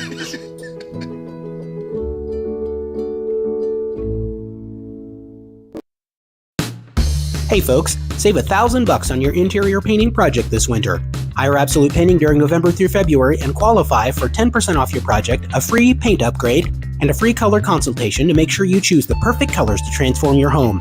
This amazing offer only lasts until our winter calendar is booked and spots are filling up fast. Call now and save $1,000 on your interior project. No money down, affordable monthly payment options are available. This offer won't last long, so call now to save $1,000 on your interior project with Absolute Painting, where quality is absolute. At Kansas Insurance, we know one size doesn't fit all. In fact, our whole mindset is based on customized policies for you and your families. We're local, and we do what we do because we care about you. Think of us as brokers for your insurance needs. Working with Kansas Insurance gets you the award-winning service and attention to detail that only an independent agency can provide. All across Kansas, we're here to help you manage and plan for all types of risk. Contact a local agent today. Kansas Insurance. Local, independent, serving you.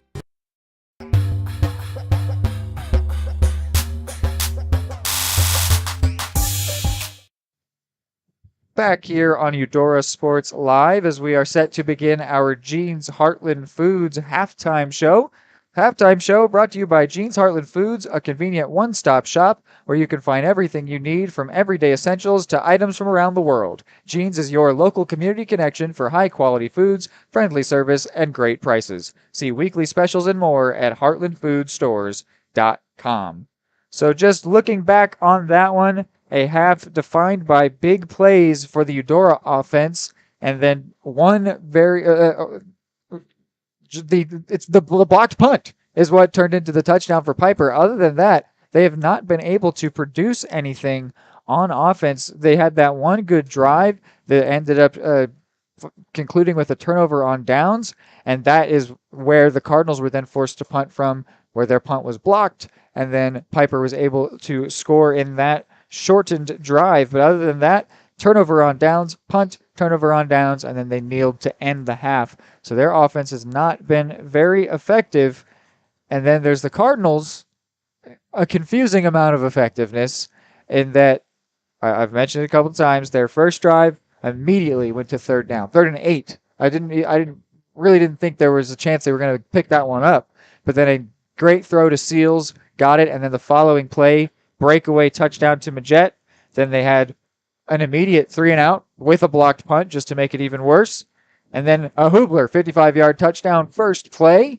And then Cole Manley, after Piper was forced to punt it, Cole Manley basically had the whole drive and scored the touchdown on the ground. And then they just recently turned it over on downs with that target to Christian Jarrett falling incomplete on 4th and 2. So that's a recap of our half. But Killian, what kind of things did you see out there? Like you talked about that efficiency that they've been trying to have. Obviously, they have been able to move it to about the 50, but I would say right now their efficiency has been about 30 yards is where they kind of seem to stall out. Obviously, if Eudora is going to pull away from this, they need to stay strong with the run defense. They've been very solid tonight. Really kind of, I think, just keep going with what's working right now. Keep the option game rolling on offense, and I think the best thing for offense would be to stick to the ground. You're moving the ball efficiently, so I would do that personally. I think they've done a really nice mix, though, with the pass, just to keep the, because you talked about the option game, with just throwing it every once in a while, whether it's to Seals, to Jarrett, to Hubler. It just keeps them on their toes, and I think that's been big today. This has been a game where a lot of little fakes, little movement, something that buys you an extra half yard of space has been a big difference maker in terms of getting further down the field. We've seen that on kick returns and on play designs. It's been very prevalent, just little movement that buys you space. Kevin, what kind of things did you see out there? I think the key to this really is the first down stop. If the defense can hold the offense to 1 or 2 yards on first down, they have a chance of developing it to a third down stop. But every time you see a 5 or 6 yard carry or a short pass on first down, they have to almost immediately think of resetting for the next set of downs. And they've given up a lot of touchdowns that way against to Eudora's favor. Yeah, definitely an interesting one that on paper is supposed to be close, and in practice, or in play, actually, has been close, kind of. but also not. Just a weird one. You'd have to watch it to understand it, and that's what you're doing here on Eudora Sports Live. Keep it here. We've got another break, and then we'll be back.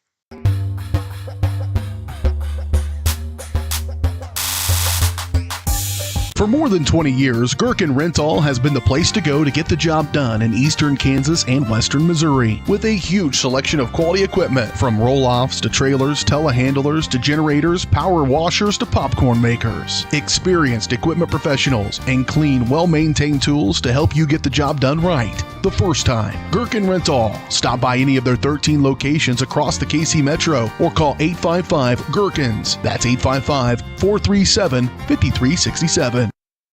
The smoothest, the creamiest, the most amazing ice cream you've ever had. That's what you'll find at Main Street Scoops and Sweets in historic downtown Eudora, Kansas. With over 100 mouthwatering Wisconsin-made ice cream flavors, including dairy-free and gluten-free options. The bakery is always serving up the most heavenly cookies, cakes, and so much more. Ask about Main Street's custom cakes for that special occasion. What are you waiting for? Come make the sweetest of memories at Main Street Scoops and Sweets in downtown Eudora, where it's always ice cream time. The MVPs of BBQ. That's Barbed Wire Barbecue in Eudora. Family owned and operated, Barbed Wire Barbecue delivers great food and small town hospitality at a valued price. High quality hickory smoked meats, house seasonings, and time tested recipes put Barbed Wire Barbecue a cut above the rest. Kick off your weekend with their delicious brunch on Saturdays and Sundays and enjoy game day your way with Barbed Wire Game Day Packs. Visit them at 601 East 10th in Eudora or see their full lineup of flavors at barbedwirebarbecue.com. The Supplemental Security Income Program provides monthly payments to help meet basic needs, like putting food on the table, paying the rent, or buying new shoes for growing feet. You may qualify if your income and financial resources are low and you are 65 or older, or an adult or child with a disability or who is blind. Call 1-800-772-1213 or go to ssa.gov/SSI to start to apply. Produced at U.S. taxpayer expense. Everybody can make something, because I think everyone has a spark of creativity, and the reason that I have to keep making is because I don't think my life would be as fulfilling without it. If you make things yourself, that means you're not cowering in fear. You're out there taking chances. That, I think, is my way of saying I love you to the world. All right, now I want to hear why you make. Share your own Why I Make story today. Visit whyimake.org.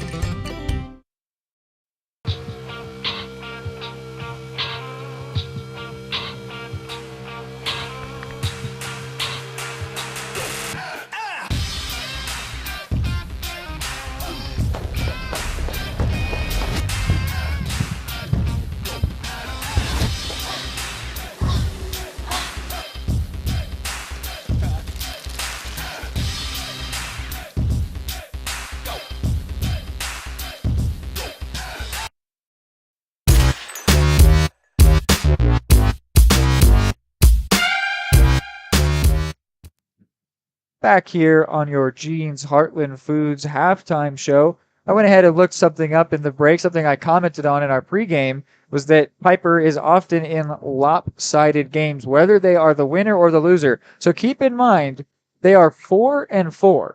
The average margin of defeat, either way, whether they were the winner or loser, in their games this season, 26.9. Wow. So that just talks to what I'm saying, is that either they win big or they lose big. And here at the moment, they are losing big. There is a lot of football left. There is no telling how this game will end. But at the moment, this is a big, Eudora has a big lead. And so could Eudora be a team that is going to hand them another lopsided loss? In coaching, lopsided losses and even lopsided wins have a problem. There's almost nothing you can teach from those.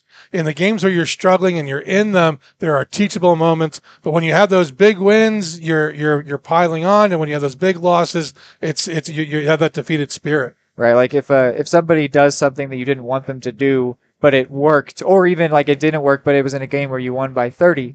When you tell them, hey, don't do that, they're like, well, okay, but we won. And so you're right, it won't stick as much. So maybe there have been a lot of those examples in this season for Piper. Just interesting to see a team with a 500 record, 4 wins, 4 losses, have 27 points basically be the average margin of victory / defeat. I thought that was pretty interesting. So Cardinals could be on their way to handing them another lopsided defeat, but it has been mainly by the big play, not by nice offense slowly moving it down the field. Not that any Cardinals fan is saying no to the big play. We've got a couple good candidates already for our absolute play of the game from Absolute Painting. I don't see any front runner so far for who's smoking player of the game for Barbed Wire Barbecue, just because the success has been all three different guys of the rushing touchdowns. 2 of them have been individual huge plays, and then the other is Cole Manley, who's been making plays all day out there, both ways, throwing and running. So it's not easy for us so far. We've got a second half of football left. It might make it easier for us. We'll see. Might make it tougher for us, as maybe we could see Errol Seaman get into the end zone perhaps. Well, it'll be interesting to see what adjustments the coaches make. Are they going to be more focused on the ground and pound, slow the ball down, eat clock type stuff, or they want to go for the keep going for the explosive plays? Something also we only saw a little bit of in terms of involvement was penalties, but it was right off the bat. The Pipers' either first or second drive that began with a penalty, and then Eudora gave up a penalty, and there was one more penalty for both sides throughout the rest of that drive. But since that, we have not had too many penalties out there. It'll be interesting to see if the yellow flags and the zebras start playing more of a role in the second half. We will take one last break, and we will be back as kickoff is under 2 minutes away. Number one, obviously, is safety. We definitely call 811 to find out if there are any buried lines, fiber optic, whether it be telephone or pipeline or anything. Don't take a chance. Don't think you know and say, well, I don't remember anything being put in there. Call 811 and make sure that that's identified, that there isn't something there before you make that crossing. Because in the end, we want everybody going home. Are you looking for a trusted partner in pet care? Look no further than Eudora Animal Hospital, proudly serving Eudora and the surrounding area since 1975. Eudora Animal Hospital offers a wide range of services, including wellness exams, surgeries, routine vaccinations, and emergency care. Hi guys, just wanted to say thank you from Eudora Animal Hospital for all your support and go Cards! Schedule an appointment by calling 785-542-3265 or visit eudoravet.com. High-quality foods, friendly service, great prices, and a connection to the community that is unsurpassed. That's Gene's Heartland Foods in Eudora. Family-owned, Gene's Heartland Foods offers a convenient one-stop shop, delivering the everyday essentials you need to specialty items from around the world. Gene's friendly staff is here to help you find exactly what you're looking for. You have options when it comes to feeding your family. Choose to support local. Choose Gene's Heartland Foods, 1402 Church Street in Eudora, or online at heartlandfoodstores.com. Call insurance agent. Hello, customer.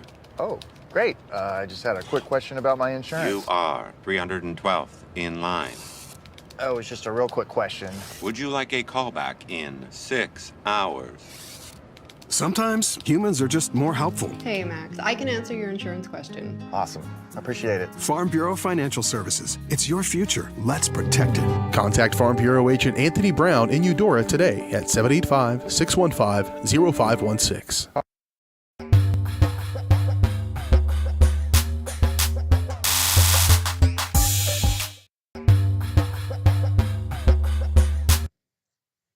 Back here on your Gene's Heartland Foods halftime show. They threw up 3 more minutes there as the teams got out a little late here. They're now stretching.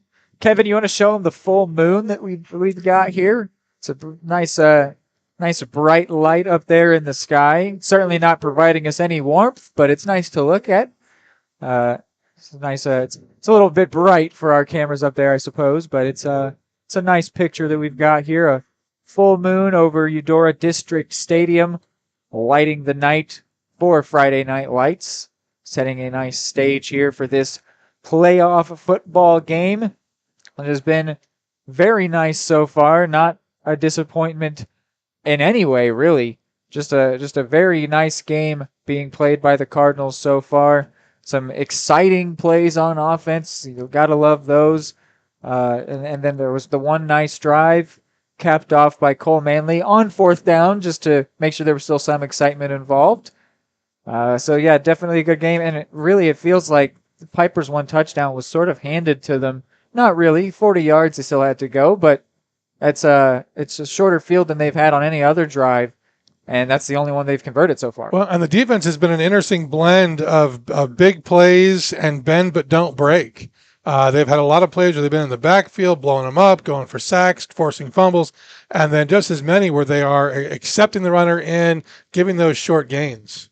Yes, there's been a lot for both sides, but primarily Piper, of moving forward and on one play and then moving backwards on the next. Like there was the one drive that stretched into Cardinals territory and then ended back in their own territory as the Cardinals had just started a march out there to the wrong side of the field. They caught it pretty quickly. So the Cardinals will be preparing to kick this one away. Piper will begin with the ball. They really need to be, I would say they've got to be the first to score in this second half if they want to, get back in this game. That whether or not that's this first drive does not particularly matter. Just in this half, they need to be the first to score. They need to make this game a little bit closer, whether it's even just a field goal, but obviously they'd prefer a touchdown. They need to shut down the Cardinals, get their response going. It'll be interesting to see what kind of adjustments perhaps have been made. Mm-hmm. Whether we'll see a new offense out there for the Pirates, new defense for the Cards, new offense for the Cards, all kinds of things could change. Here we go. The third quarter and second half are underway. Houdens handed it off to McDaniel, who dropped it and picked it back up, and he's now past the 30. Still going at the 30, at the 40. Finally brought down at the 43, following some weird miscommunication there where McDaniel didn't realize he was being handed the ball. Then it ended up on the floor. McDaniel picked it back up and got across the 40-yard line. What a crazy start to the half. Well, one of those keys in basic coaching, never give up. That was a very odd way to start the half, which has honestly sort of been that's in keeping with the tone of this game, where it's just, I don't know what to make of that play. I don't know what that means. But they don't give up. It was fun to watch. That's been the game. I don't know what that means, but it's been fun to watch. There it is, all in one play. That's football. So while the referees they're switching out footballs here, going from the kicking ball to the throwing ball.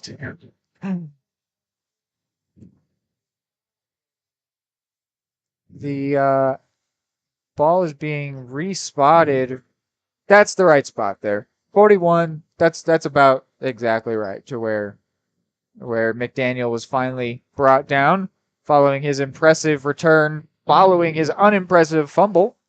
Now they're looking to throw here. An immediate flag comes in, and this is going to go for a loss of 1 if the play stands. We'll see what the flag is. That flag came in immediately, so it could be maybe defense was offsides, maybe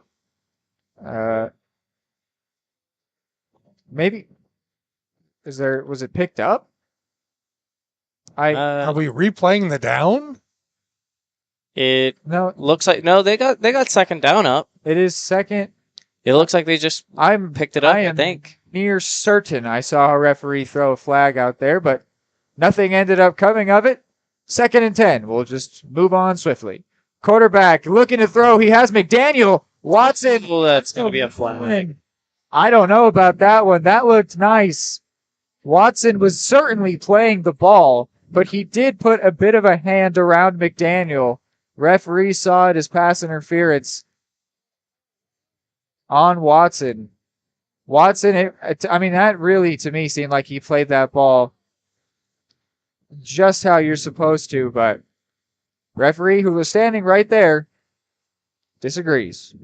Watching the replay, he did have his hand on the receiver's back the whole way through the play. Really? But he did shade it with the right hand out front. I thought it could have been left alone. No, I certainly saw the contact there. I was not blind to it, but it seemed that he was focused on playing the ball, and they normally let that go. Anyway, McDaniel on this carry, he'll get 5 before being brought down by Bradshaw and Watson. Watson making his name known on defense. He's got 3 rushing touchdowns on the year, does Connor Watson. But out here making a nice impact from the safety position today. Piper is into Cardinal territory here. Matt Majette just handed something to the referee. Not sure what that exchange was. Okay. Don't do that. 2nd and 6 here.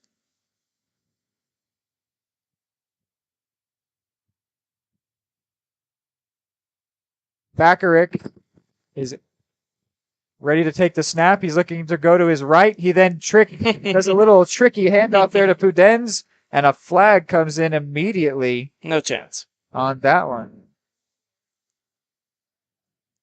I will say they had me fooled for a bit. That was interesting the way that Pudens' body language. I mean, really, he hadn't started the play yet in terms of his body language, and then it was a nice handoff there from Bakarick, but we've got holding on the offense, so they will be backed up, and their trick play didn't go for anything anyway. And as you mentioned, they get into Cardinal territory, and then they immediately surrender it.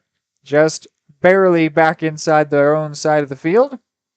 Penalties playing a bit of a role here early, as they did early in the first half. Bakarick looking to throw again. Does throw in the area of J.J. Jarrett, but falls incomplete. It was Christian Jarrett and Adrian Seals in coverage. Well, I've noticed that the receivers are not the problem where they're not open. There's just been some accuracy issues. Bakarick, he has more than 1,000 yards on the season, but that does not help how cold his hands might be out there, as well as some nice tight coverage from the Cardinals defense so far. That's been thanks to Christian Jarrett, Braylon Hubler, Connor Watson, Adrian Seals. Some nice defensive back play for the Cards. 3rd and 16 here, just on the edge of Pirates territory. Bakarick throws, and it's caught there. No, incomplete. Where did the ball go? I completely lost track of the ball on that one. Breathe into the mic.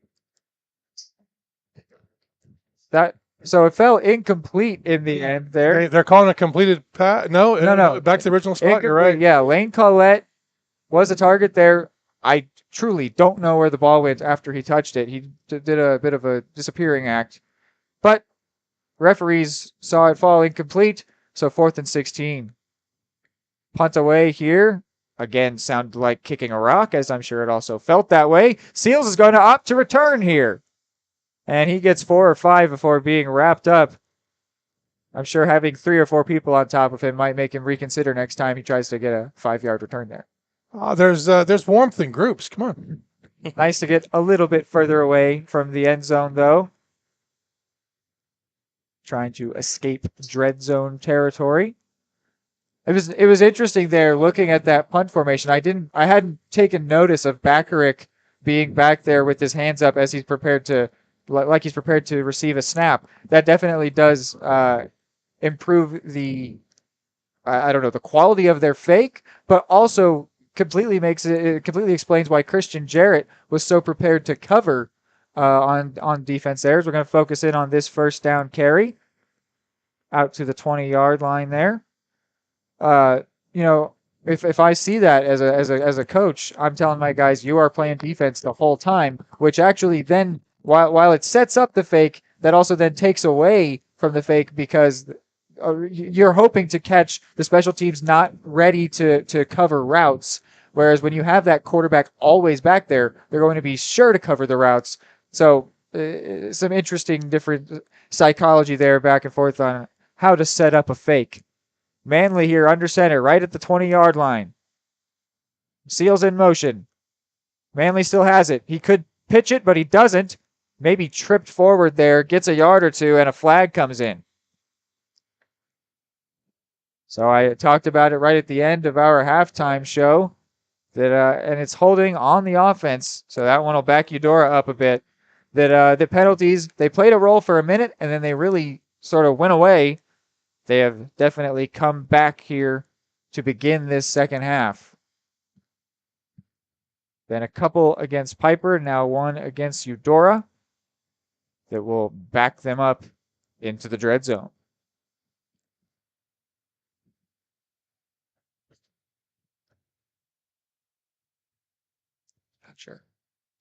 I'm not sure, as it's right next to the 20, the difference between, it seems that it is half the distance, but I think offensive holding is 10 yards anyway, so hard to tell whether that was a 10-yard penalty or half the distance, making it like 9.5 yards. Either way, Cardinals now on their own 10. Manley's going to keep it and run it. Past the line of scrimmage is where he's brought down, maybe a gain of 2. So 3rd and 15 here. This will be a big moment in this game. Kerr's only punt so far was blocked, but did not go very far. If Kerr is asked to punt from this deep of territory, could definitely present Piper with another chance, and that's not anything against his ability. It is just cold, and also it was blocked the first time. That's not on him. So Cardinals would definitely like to, even just whether or not it's a first down, get a little bit more progress down the field in order to then give the ball to Piper in a worse spot. Here's the 3rd and 15 play. Manley's going to look to throw. He gets his throw off, and it's intercepted. It's intercepted. It was looking for Seals, and now Piper has it into the red zone where Seals brings him down. The ball came out at the end, but he was definitely down. That is Eric Siegel, the sophomore, 5'9", gets that interception on Cole Manley. I don't know if Manley exactly forced that one, but he definitely felt the need to get it away. On 3rd and 15, it's understandable, but that puts them in a worse spot than any punt could have done. There is a flag down, however. It is a flag that is post-interception, meaning it will still be Piper's ball, but they will have worse starting field position. So that's a nice small break there for the Cardinals. It was an illegal block. But, yeah, man, that is tough. Manley had a few different receivers downfield. Majette and Seals were down there. He was looking for Seals, and Eric Siegel said, "Give me that." Picked that one off.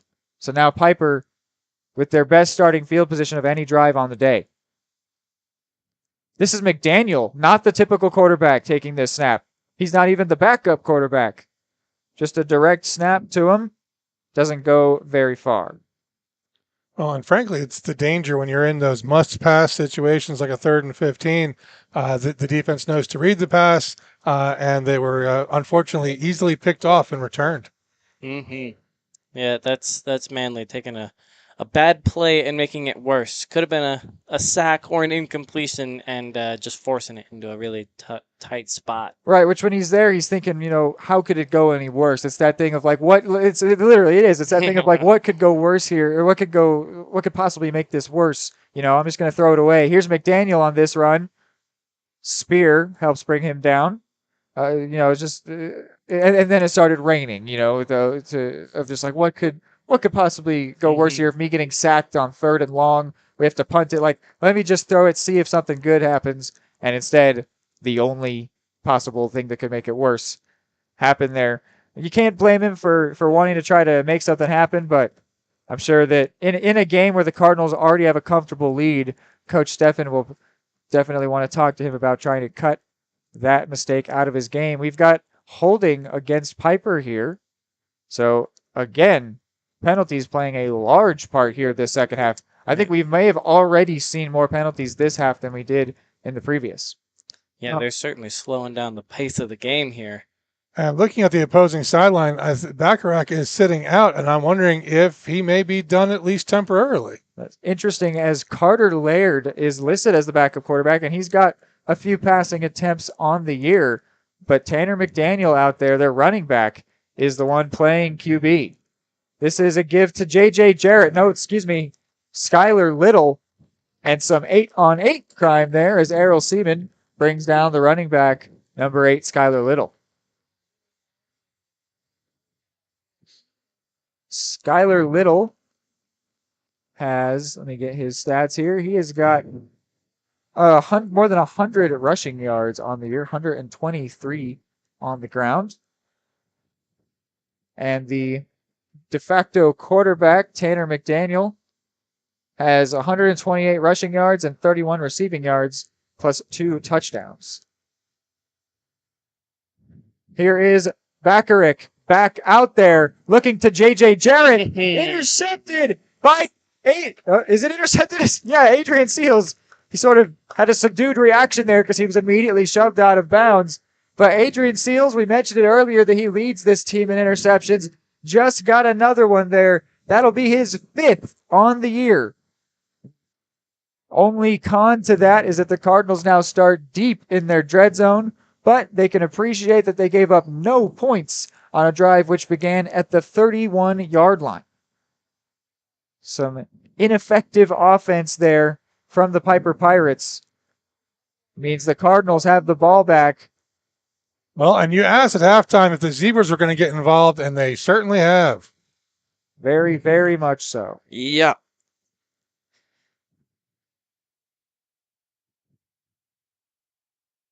Here is the first down play. It's a quick give and an even quicker tackle, maybe for a loss there behind the line. Brought down by Aaron Henson.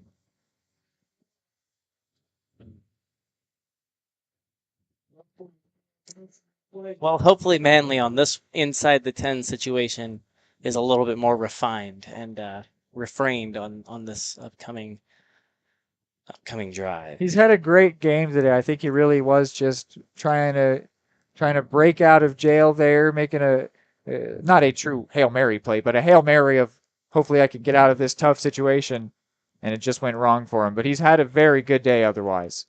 Manley takes the snap. He's going to keep it and won't go very far. So it's going to be 3rd and long here for the Cardinals, eerily similar to their previous drive. So the question is, do they try to throw again, or do they just keep running and then punt? I think I'm looking to throw again, but I tell him, do not be afraid to throw that thing away or even take the sack. Even though that would absolutely suck so close to your own end zone, deep in my trademarked dread zone, taking that sack is better than turning it over right there. Let's let Caden Kerr punt it, at least put it further down the field. And playing to the boundary is also going to help you here, possibly. 3rd and 8. They move to the line quickly as time is running out on the play clock. It's going to be a pitch to Seals. Seals has a bit of a seam there. He's going to get close to the first down, actually. Looks like he's short. 1 or 2 yards short. But a nice job there of Seals to get him out a little bit further away from their end zone. Give Kerr some breathing room back there. Maybe even have Coach Steffen take a quick little glance at his play sheet for a trick play and then realize, no, we're too close to the end zone. But he thought about it, which is nice. 3:40 remaining here. 4th and 1. Cards are set to punt. Kerr brings in the snap, gets a nice kick away, and McDaniel catches it at the 42 and gets back to the Cardinals. I was just going to say that the refs didn't get involved on that potential block. Well, melee out there. Whoops. I missed what it was, Killian. What caused this? That's going to be unnecessary roughness. They're fighting, but they had a massive block at the back, and number 6 turned around and was displeased with that, and then was pushed by a Pirate. Got it. But they cleared it out pretty quick. So yeah, I saw that initial block that some fans over here were looking for a block in the back. It looked to me like it might have been 2 Eudora players tripping over each other, rather than a Piper Pirate shoving somebody illegally. But either way, the immediate reaction then led to some other unhappy reactions, and now we're probably going to get multiple flags here on this one. It'll be interesting to see how these all tally out. In the end, it normally ends up being like there's 3 on this team, 2 on that team. They all offset, and nothing actually counts. So we'll see if it's a similar situation here. They're going to now explain. They're actually explaining it directly to the coach.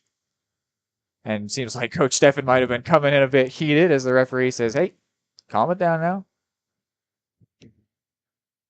Interesting to see here as they just are directly explaining to the coaches.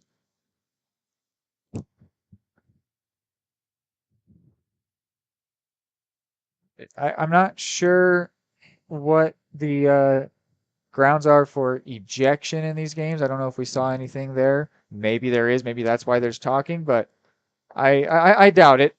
I didn't see anything beyond shoving, didn't see any face mask grabbing, thrown to the ground, anything like that. So Right. I think there's a good chance everyone gets to stay active. And I think if someone was being ejected, that they would have prioritized calling that than explaining. They probably would have tossed first, explained later. So I think that's a good sign in terms of that. So we got personal foul on Piper.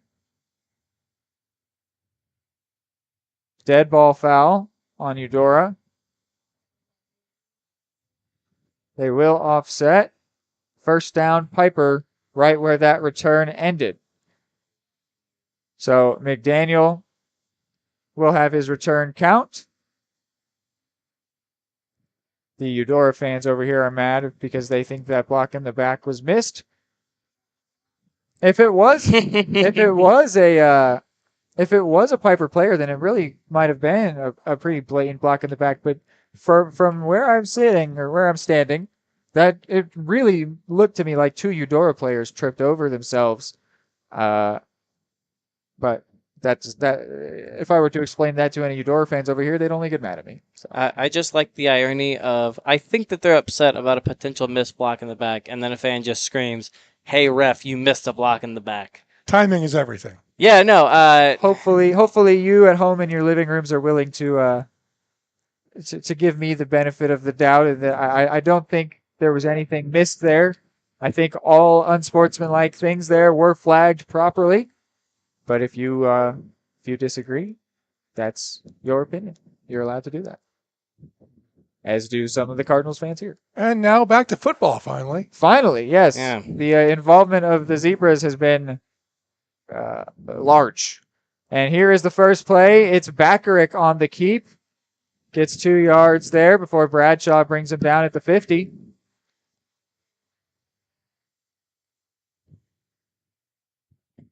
Second and 8 is what it's going to be here. So Backerick is fully back in the game, whether he was hurt or benched or otherwise. McDaniel is returning to his non-quarterback role of receiver running back hybrid, and Backerick is back under center. In the shotgun. Correct. They've got 4 out wide here. They are going to ask Backerick to throw. Looked like there might have been holding in the backfield. Tanner McDaniel has caught it, and he is gone. There are no flags. That is a touchdown for Tanner McDaniel, who was just playing quarterback a few plays ago. Now receives the true quarterback's throw way down the field, beat Connor Watson, and into the end zone for a big 50-yard receiving touchdown that'll make this a 1-possession game. A big twist in this one as Piper now have a big play of their own. This is Caleb Kurgan set to make it 14. Well, and as you said, Reed, if they want to get back in this, they had to score first in this half, and they've accomplished that. And now it's up to Eudora to see if they can answer.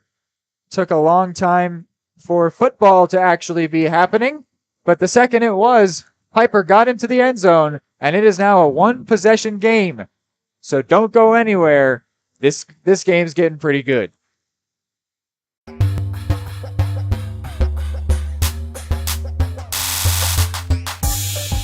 Are you looking for a trusted partner in pet care? Look no further than Eudora Animal Hospital, proudly serving Eudora and the surrounding area since 1975. Eudora Animal Hospital offers a wide range of services, including wellness exams, surgeries, routine vaccinations, and emergency care. Hi guys, just wanted to say thank you from Eudora Animal Hospital for all your support and go Cards! Schedule an appointment by calling 785-542-3265 or visit eudoravet.com.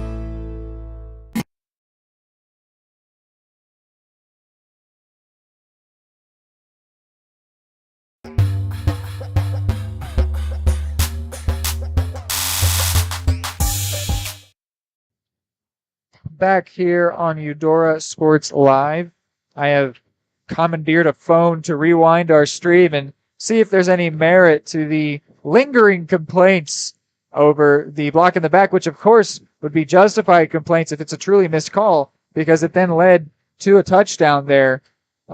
Certainly if there were 15 more yards there that the Pirates had to traverse, maybe Watson makes that tackle, maybe the play calls are completely different. So I will get you a final verdict on that one in a little bit. Here's a squib kick, and it's that was a great play there by, let's see, is that Seals? It looked like it. No, it was Connor Watson. That is a huge play there. That kick was long enough that the Pirates player could have snatched that one up. So a very nice, sure-handed play there from Connor Watson allows the Cardinals to get back possession of the ball. Do not discount the importance of that play. And now Watson, looking injured, sitting over on the bench, doesn't look like he's feeling great. Manley under center here. Jarrett's the main wide receiver. Majette in motion. It's going to be a pitch to Majette. He's got Seaman to block. Errol got a good block, and then Majette got a yard or two. Just got to get yards to start that drive right there. After having a really loss of momentum there with the huge touchdown. They've got to get the first down. They just got to get a first down and keep going, get 2 or 3 more. Even a field goal here helps right the ship. Just trying to turn that tide, keep the momentum rolling, Here they are back under center. Jarrett again, the main receiver on the right side. Majette in motion again. This time it's a give to Errol. I think he's going to get a friendly spot on that one right there because he leaned out a little bit. Smart play. Get that ball forward. Get every yard they'll give you. But if you fumble it, just know that the knee was already down. Yeah, don't go to the sideline. Just, you know what? From now on, I play corner.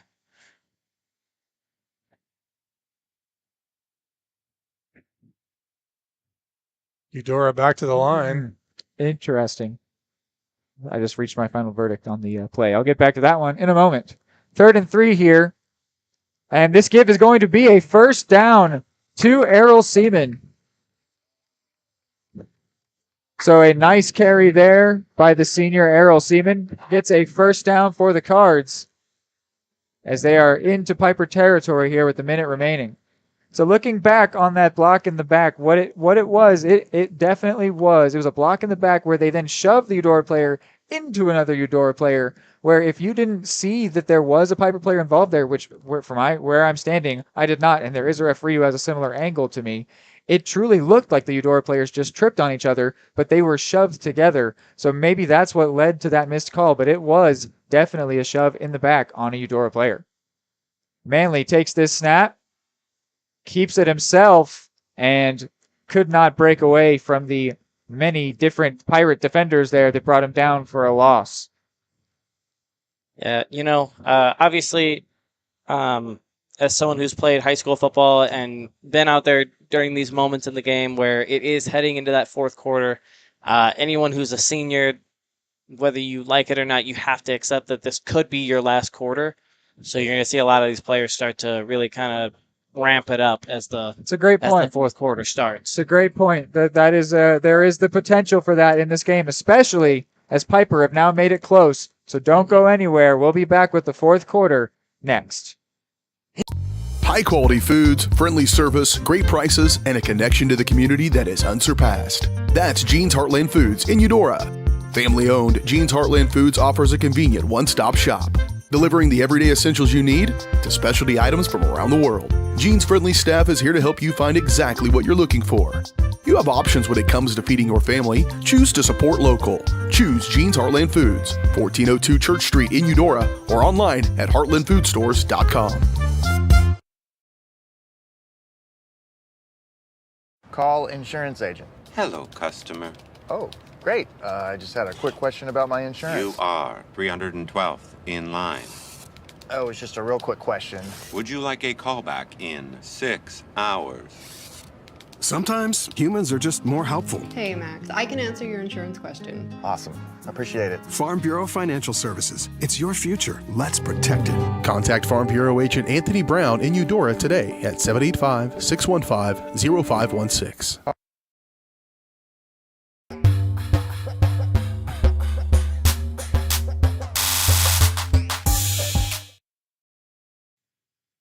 Back here as we have now entered the fourth quarter. You make a great point, Killian, of what is potentially the final game of Eudora's season, of the senior season, and it's the same way for the seniors of the Piper side of things.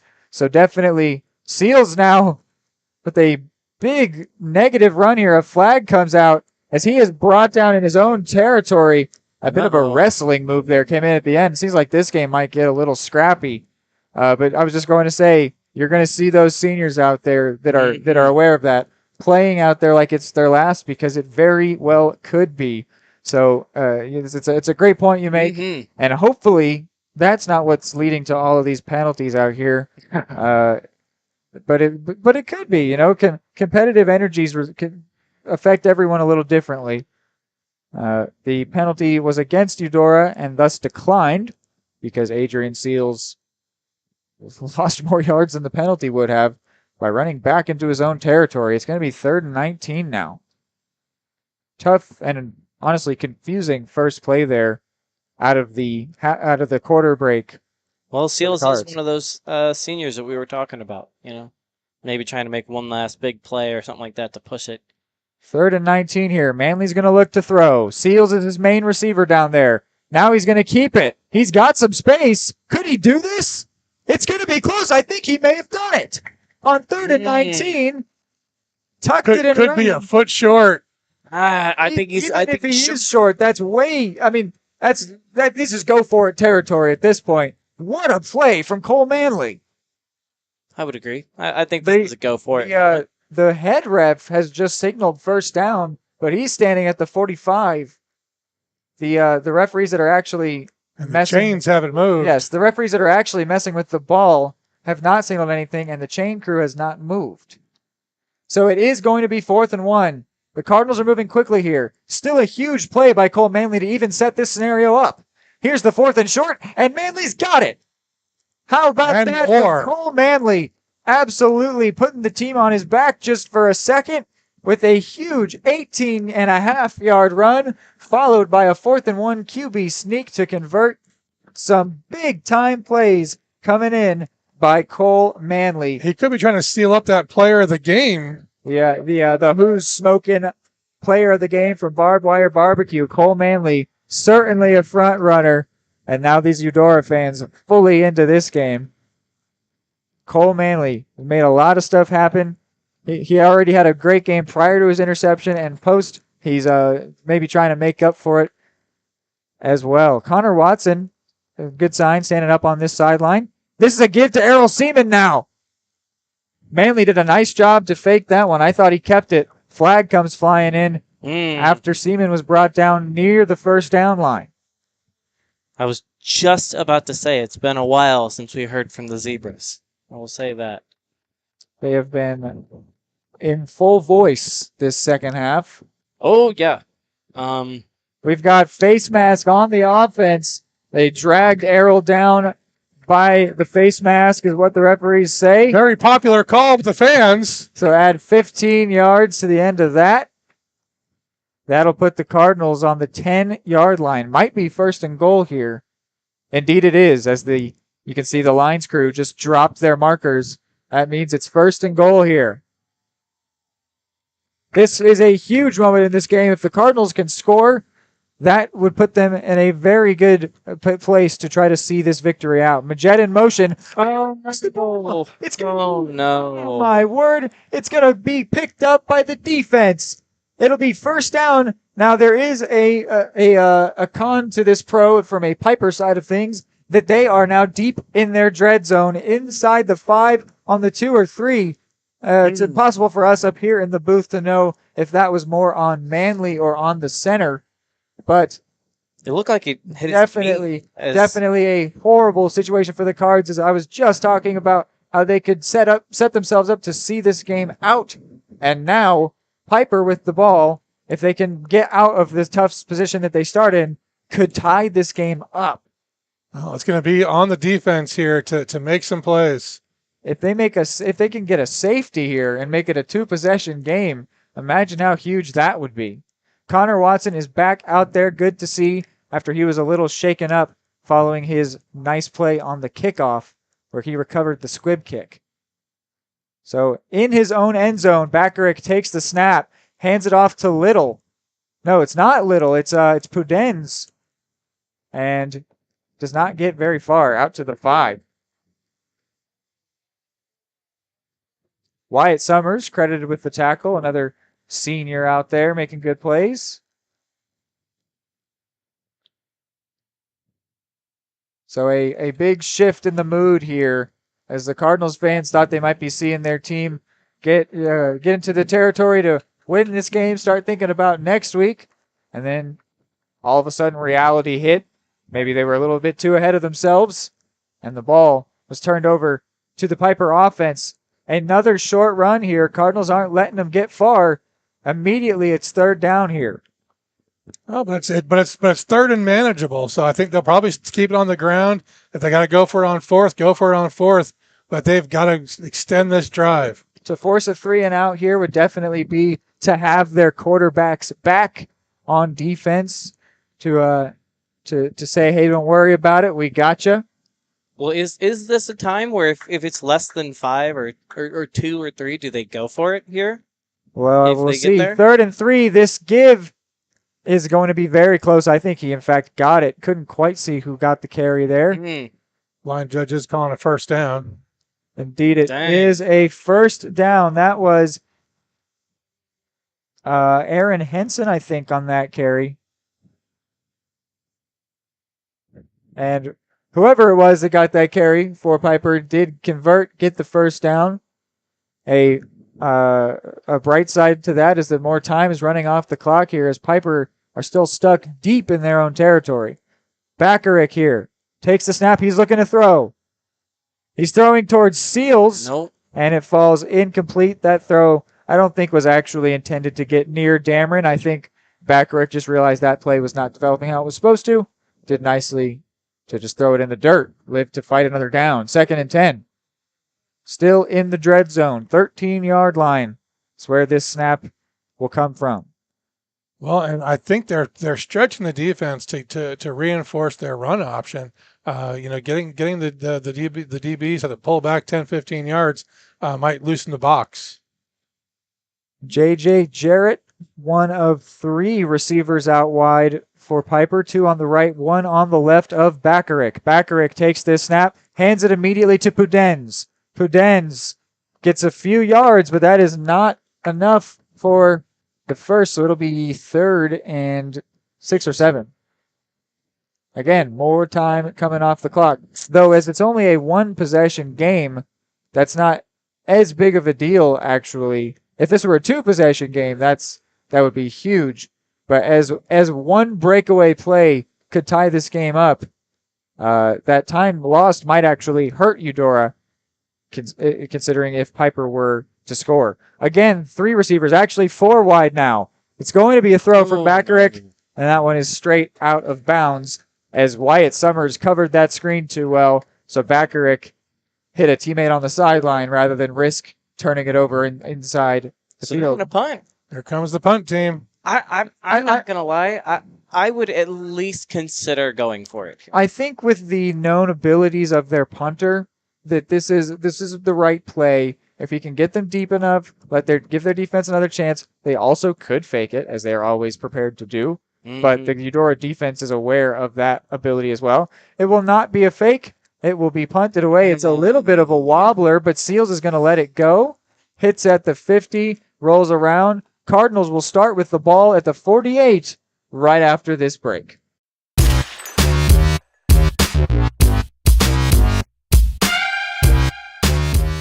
The MVPs of BBQ. That's Barbed Wire Barbecue in Eudora. Family owned and operated, Barbed Wire Barbecue delivers great food and small town hospitality at a valued price. High quality hickory smoked meats, house seasonings, and time tested recipes put Barbed Wire Barbecue a cut above the rest. Kick off your weekend with their delicious brunch on Saturdays and Sundays and enjoy game day your way with Barbed Wire Game Day Packs. Visit them at 601 East 10th in Eudora or see their full lineup of flavors at barbedwirebarbecue.com. Back here on Eudora Sports Live, here's the first down play from the 48-yard line after the Cardinals defense helped out Cole Manley after he threw an unfortunate interception. No, excuse me. It was a fumble. My mistake. After he bobbled the snap, turned it over. Fumbled that one, Reed. Inside, yes, sorry. I was writing down it. It completed a few drives. Anyway, Manley couldn't handle the snap on the previous drive. Ended up fumbling inside the 5-yard line where Piper picked it up. Couldn't get out of their own dread zone, though. Were forced to punt, so the defense had their quarterbacks back. And here is the ensuing drive after the punt. 2nd and 8 here. Manley with the give to Seaman. Seaman's got a first down. And then he is brought down by Pudens. Errol Seaman has been a lot more involved this second half than he was in the first. And he has proven himself to be the very capable running back that we all know him to be. And we were looking for what adjustment they were going to be, and if it's Siemens, that's been a good choice, I think. Can't go wrong with them.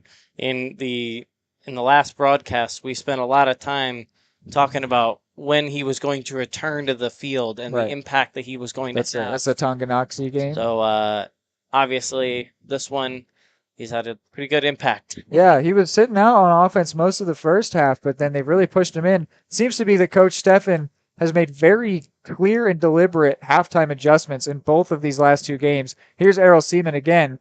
That previous game against Paola where they completely transitioned from only running to then only passing, and it totally worked out. And Eudora won that game over Paola 28-21. Here, that adjustment seems to be more Errol Seaman, get him out there, get him involved, and that's been working out very nicely so far.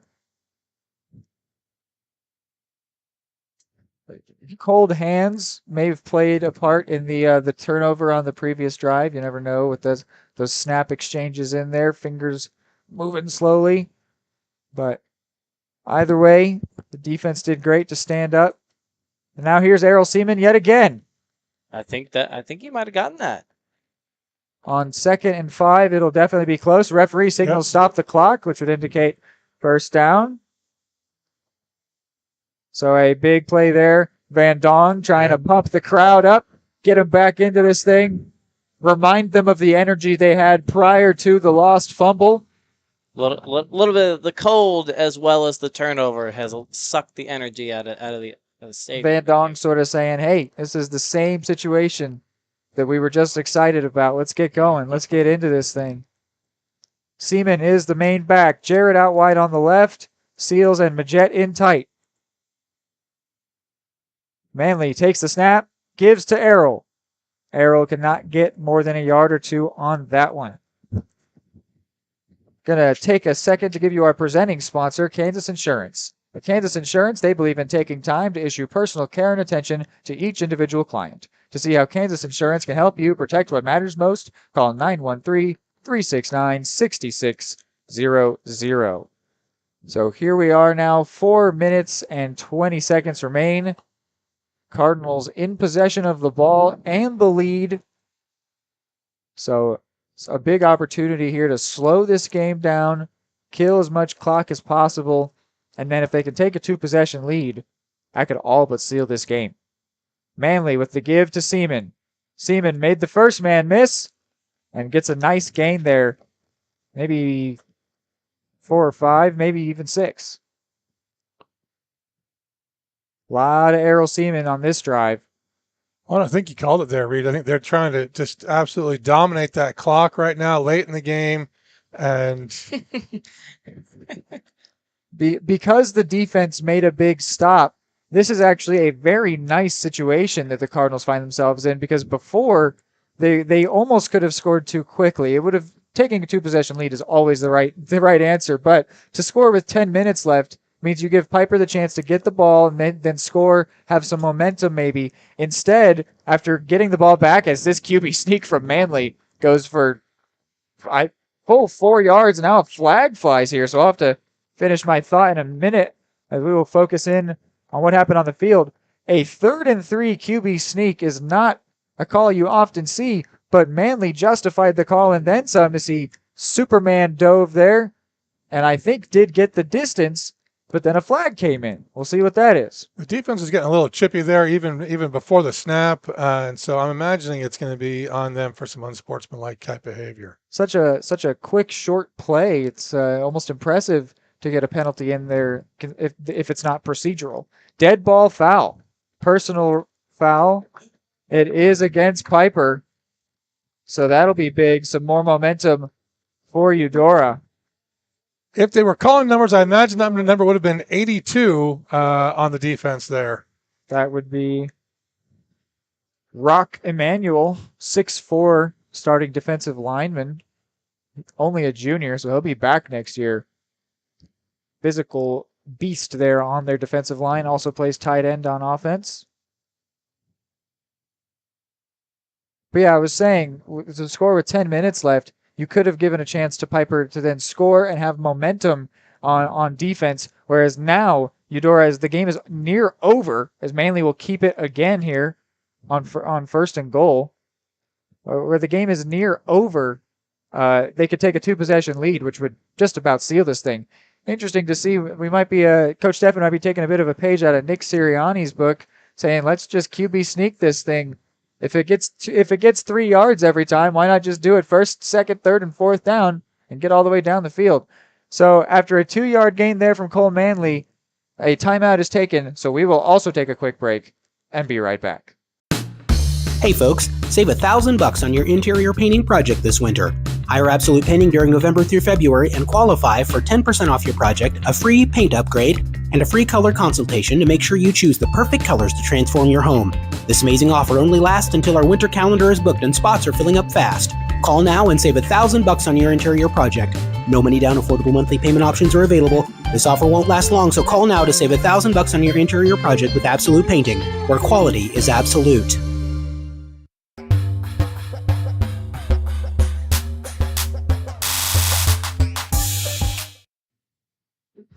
Back here from the break, it was Piper that took the timeout, their first of the half.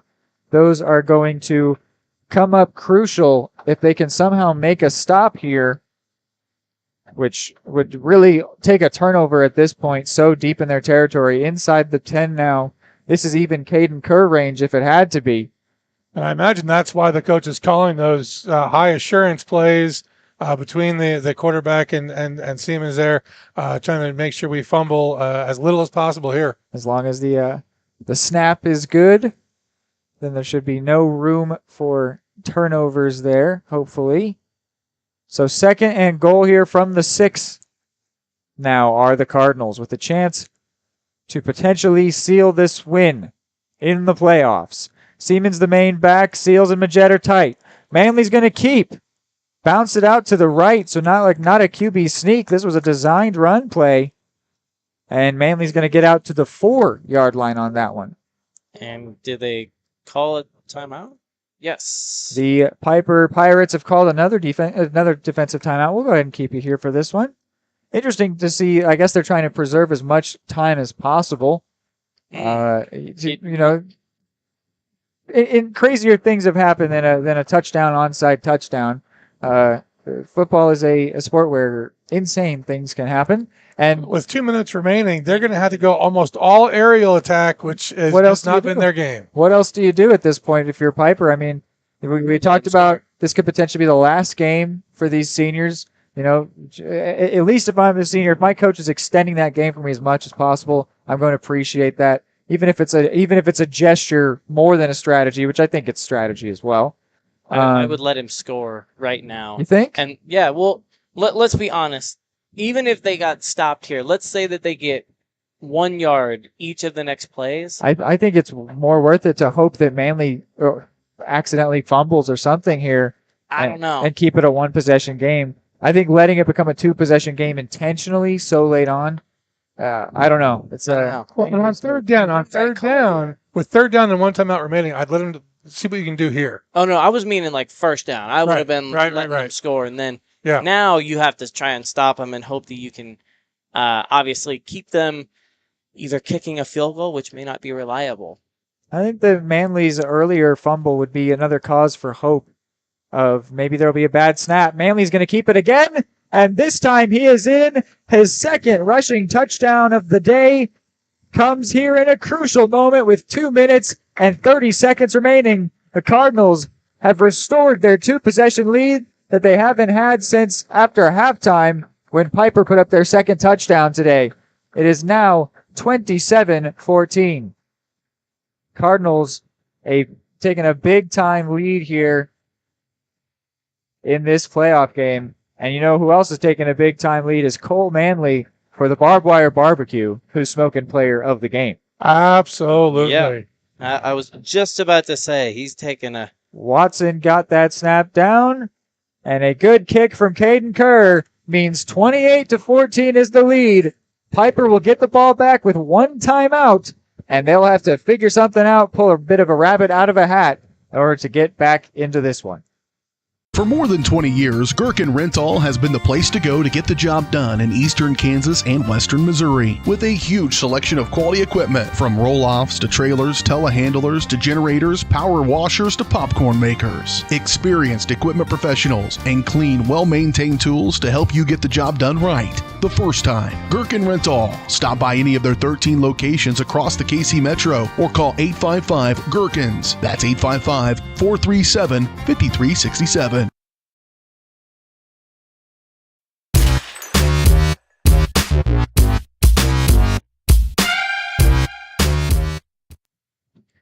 Back here on Eudora Sports Live as the Cardinals prepare to kick it away.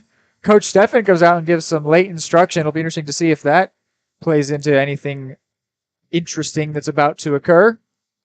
2:31 is all that's left. If the Pirates want to get back into this thing, they're going to have to move quickly to do it, which both of these offenses, having 3 50-yard touchdowns between the two of them, know how to move the ball quickly. So we'll see if the Piper offense can call on that now, as they will need it. Kerr with a short kick, so that's what Steffen's late instruction was there. Didn't want to give up any immediate kick return. Lane Collette, the senior, did well to fall on top of that one.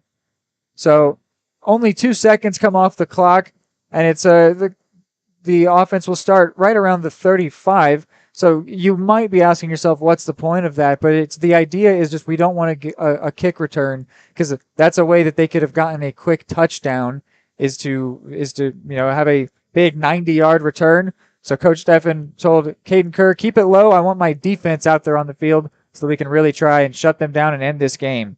They had 5 wide here on this one, and oh my word, that one very near to the hands of Errol Seaman, and in the end falls incomplete. The target was Devin Kerr, the 6'5" senior receiver.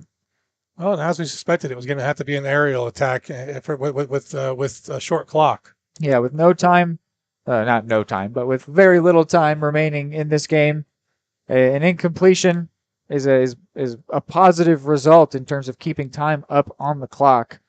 So it seems pretty obvious how the Pirates are going to try to get down the field now. They've got 4 wide.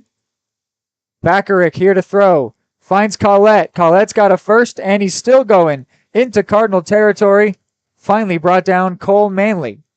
Brought him down. There's a senior out there getting stuff done. And the clock is paused while they move the chains, and then it starts again. Desperately trying to earn himself another game of high school football, of Friday Night Lights. Bakarick to Collette again.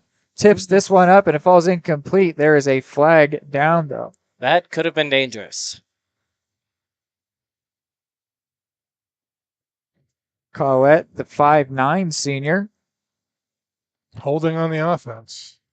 going to be holding against the Pirates. So that'll back them up 10, take them out of Cardinal territory, back into their own half of the field. I was going to highlight Collette's stats. He has more than 100 receiving yards on the year. I think that's the third time that the Pirates have been pulled out of Cardinal territory by a penalty. Backerick here under pressure, sacked. Leland Bradshaw and Braden Spear bringing him down in tandem, making a huge play there for the Cardinals defense. Huge play. The offense appreciates it too. You could just see the energy that drained out of the offense there of Piper as that play happened. As they realized after running their deep routes 20, 30 yards down the field that they now needed to run an extra 10 yards back following that sack. There was just some discouragement that set in. Backerick now rolling to his right. Van Dong in his face and intercepted by Christian Jarrett. That's going to be the ball game. Christian Jarrett intercepts Backerick's pass after Van Dong put him under big-time pressure, and the interception will all but seal this game as Piper only has one timeout remaining, and then Manly can kneel it a couple more times, and we can be talking about a second-round playoff matchup for these Eudora Cardinals. Huge play there. Huge play by Van Dong to get in the backfield and force Backerick to make a quick decision. Certainly led to the throw being a little less accurate, though it wasn't in a bad area. A couple different receivers right around there. Christian Jarrett just made an amazing play. He saw the ball immediately, worked back towards it very smartly, got up, made a good grab, and is all but sealed this game. I imagine Piper will use their one timeout to force Eudora to do this as many times as possible, present them as many opportunities to cause a turnover, though they're not taking their timeout right now. I figure they're just gonna let this one play out. I don't think that there's much of a chance of. Second and 11 now. So after this one, if Piper chooses not to take their timeout, this game will be over. They can run it under 40 seconds remaining and then kneel and we'll be done unless the Piper sideline has anything to say about that. Manley takes the snap, kneels it down, and that is going to be it. This game is over. Cardinals are going to win 28-14 in an amazing back and forth game with a lot of big plays involved, a lot of big crucial moments, some good drives, some mistakes from both sides. It seemed like they could have spelled disaster. A very fun game of football here, and the Cardinals, as they have done their last 3 years, have earned a second-round matchup, and we know now that they will be going to Atchison in their next round of the playoffs. So we will break down that and this game more right after this next break.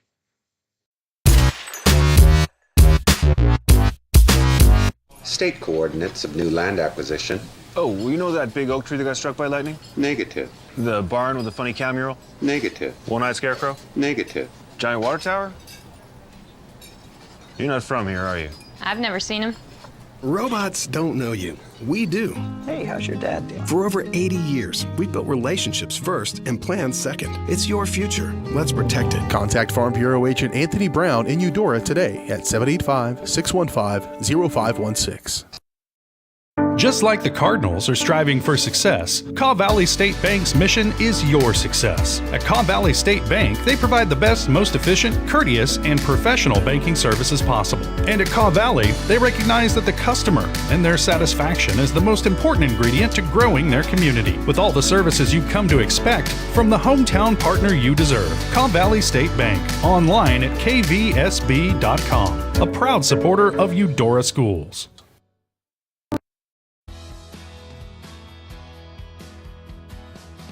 I used to drive an ambulance as an EMT, and I've always tried to be a safe driver.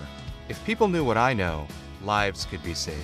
In my car, if I see a truck or bus taking a turn, I know to take my time. When big vehicles turn right, they may swing wide to make the turn. If you try to sneak in, well, it's a lesson you'd rather not learn the hard way. When trucks and buses turn, let's you and I wait. It's our roads, it's our safety.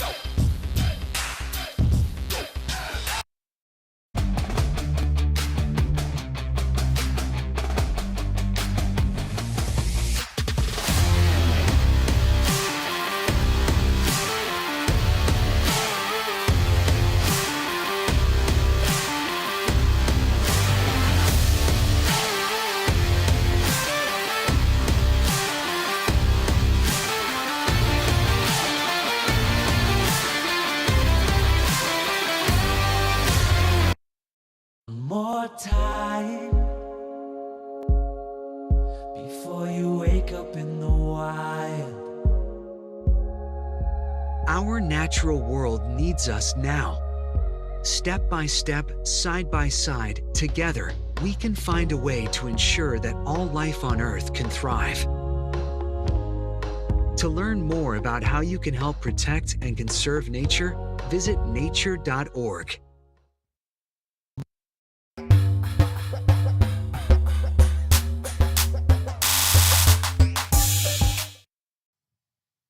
We are back here on Eudora Sports Live on your Anthony Brown Farm Bureau Financial postgame show, wrapping up a doozy of a football game where Eudora has earned a berth into the next round of the playoffs. We'll talk more about their future matchup with Atchison in the next one, but let's just, Killian, you and me, recap this game.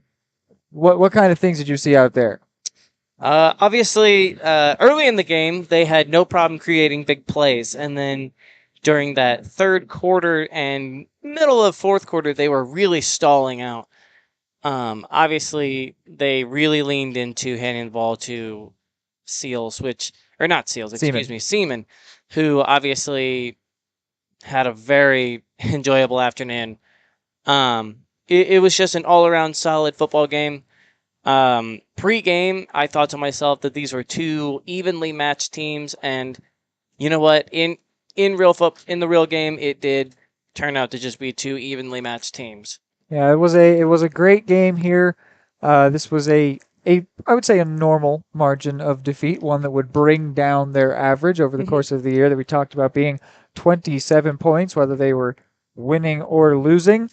You know what you did? You made me feel bad for all of the seniors out there on the Piper side of things. I wouldn't have even considered. I wasn't even thinking about that last game for the seniors. I was thinking maybe it might be the last game for us. I had a whole thank you speech that we'll do next week, or not next. Whoa, sorry. Whoa. That you have no faith. I will have ready for next week in case anything horrible happens to happen. Sorry, that was did not mean to. Speak any curses on this Eudora team, but if they lose, that's fine. I'm seeing that Piper team out there. What is happening with the camera over here? Sorry. It's always that Piper huddle over there. I remember my last game as a senior was only just a couple years ago now. Really just 1 year ago actually, but a couple school years ago. It was a bittersweet feeling because a football season is grueling. It's a lot of work every day. So there was thought of at least that part is over, but man, you're gonna miss it. It's so much fun. The Friday night lights, the fans. It was clear Piper had a good following here out to this game.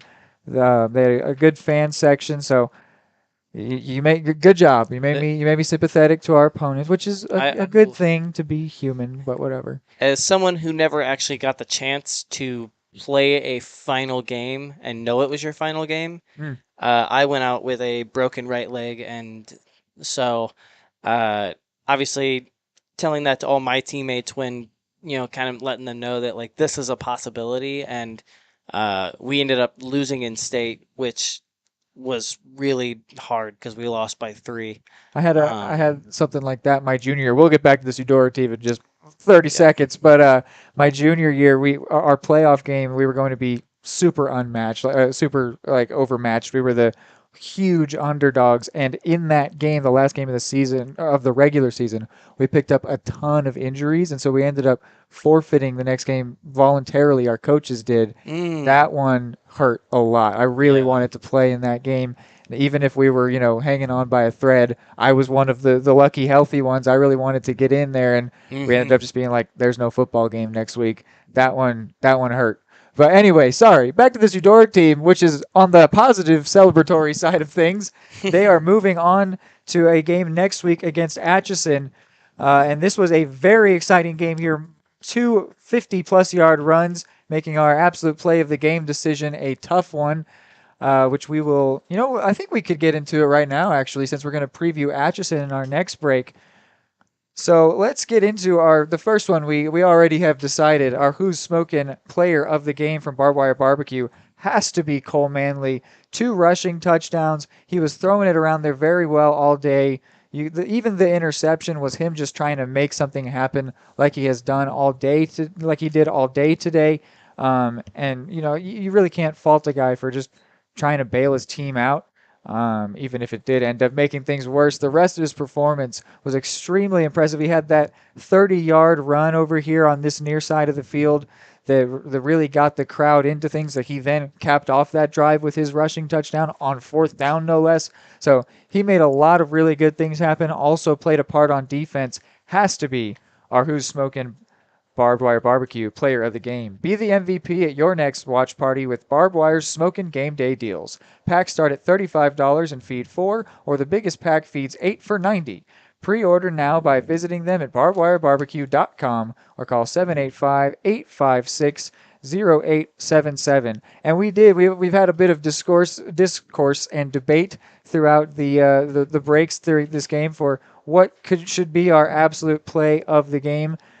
Kevin was thinking maybe it could be the defensive stand following Cole Manley's fumble at the goal line. I think Adrian Seal's interception should get a bit of a shout out there as well, because that stopped Piper from scoring, cut off a lot of momentum there for Piper.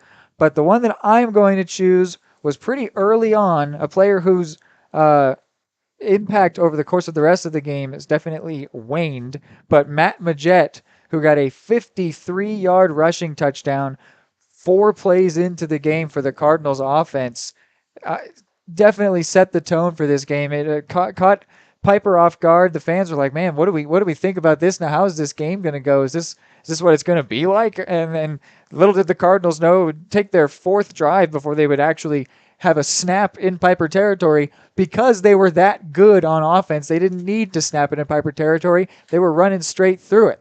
So it was a very impressive game, and our play of the game from Absolute Painting definitely is going to go to Matt Majette. To take advantage of Absolute Painting's Winter Interior Special, book from November through February to get $1,000 off, plus other great offers. Some restrictions apply. For details, call 785-333-9651. Absolute Painting, where quality is absolute.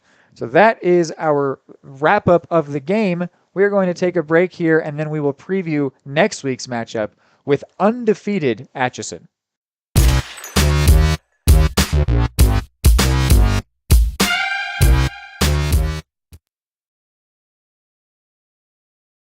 Prescription drug pricing points to corporate Freedom of the press is about your right to know.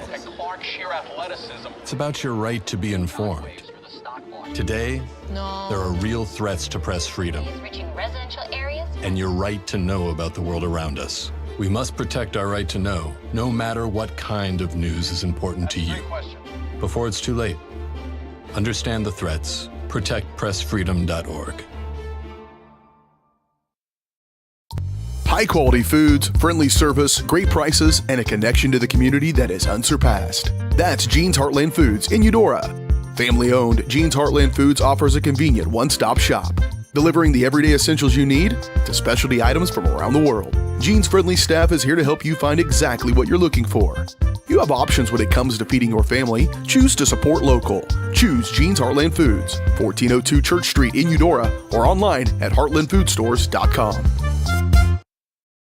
At Kansas Insurance, we know one size doesn't fit all. In fact, our whole mindset is based on customized policies for you and your families. We're local, and we do what we do because we care about you. Think of us as brokers for your insurance needs. Working with Kansas Insurance gets you the award-winning service and attention to detail that only an independent agency can provide. All across Kansas, we're here to help you manage and plan for all types of risk. Contact a local agent today. Kansas Insurance. Local, independent, serving you. Hey folks, save $1,000 on your interior painting project this winter. Hire Absolute Painting during November through February and qualify for 10% off your project, a free paint upgrade, and a free color consultation to make sure you choose the perfect colors to transform your home. This amazing offer only lasts until our winter calendar is booked and spots are filling up fast. Call now and save $1,000 on your interior project. No money down, affordable monthly payment options are available. This offer won't last long, so call now to save $1,000 on your interior project with Absolute Painting, where quality is absolute.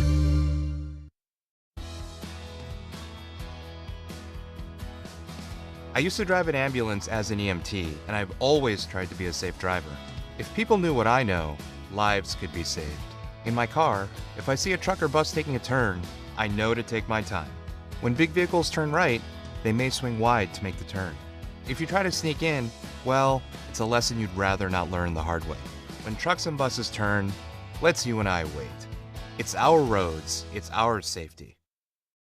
At Kansas Insurance, we know one size doesn't fit all. In fact, our whole mindset is based on customized policies for you and your families. We're local, and we do what we do because we care about you. Think of us as brokers for your insurance needs. Working with Kansas Insurance gets you the award-winning service and attention to detail that only an independent agency can provide. All across Kansas, we're here to help you manage and plan for all types of risk. Contact a local agent today. Kansas Insurance. Local, independent, serving you.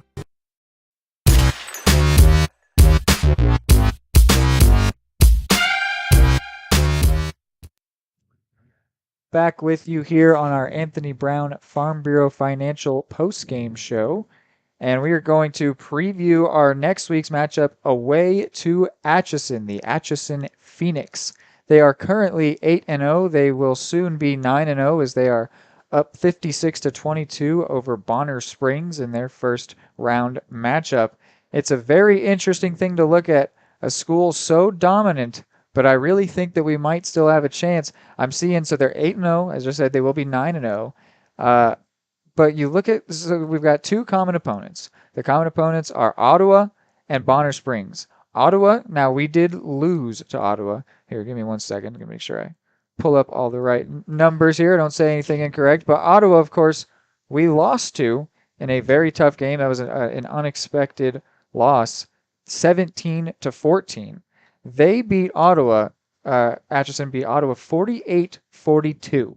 So it's a high-scoring game. A very high-scoring game, and they won by 6. We lost to them by 3, but we weren't supposed to lose that game, and we were in that game. And I don't think there's any version of that game against Ottawa where we let up 42 points.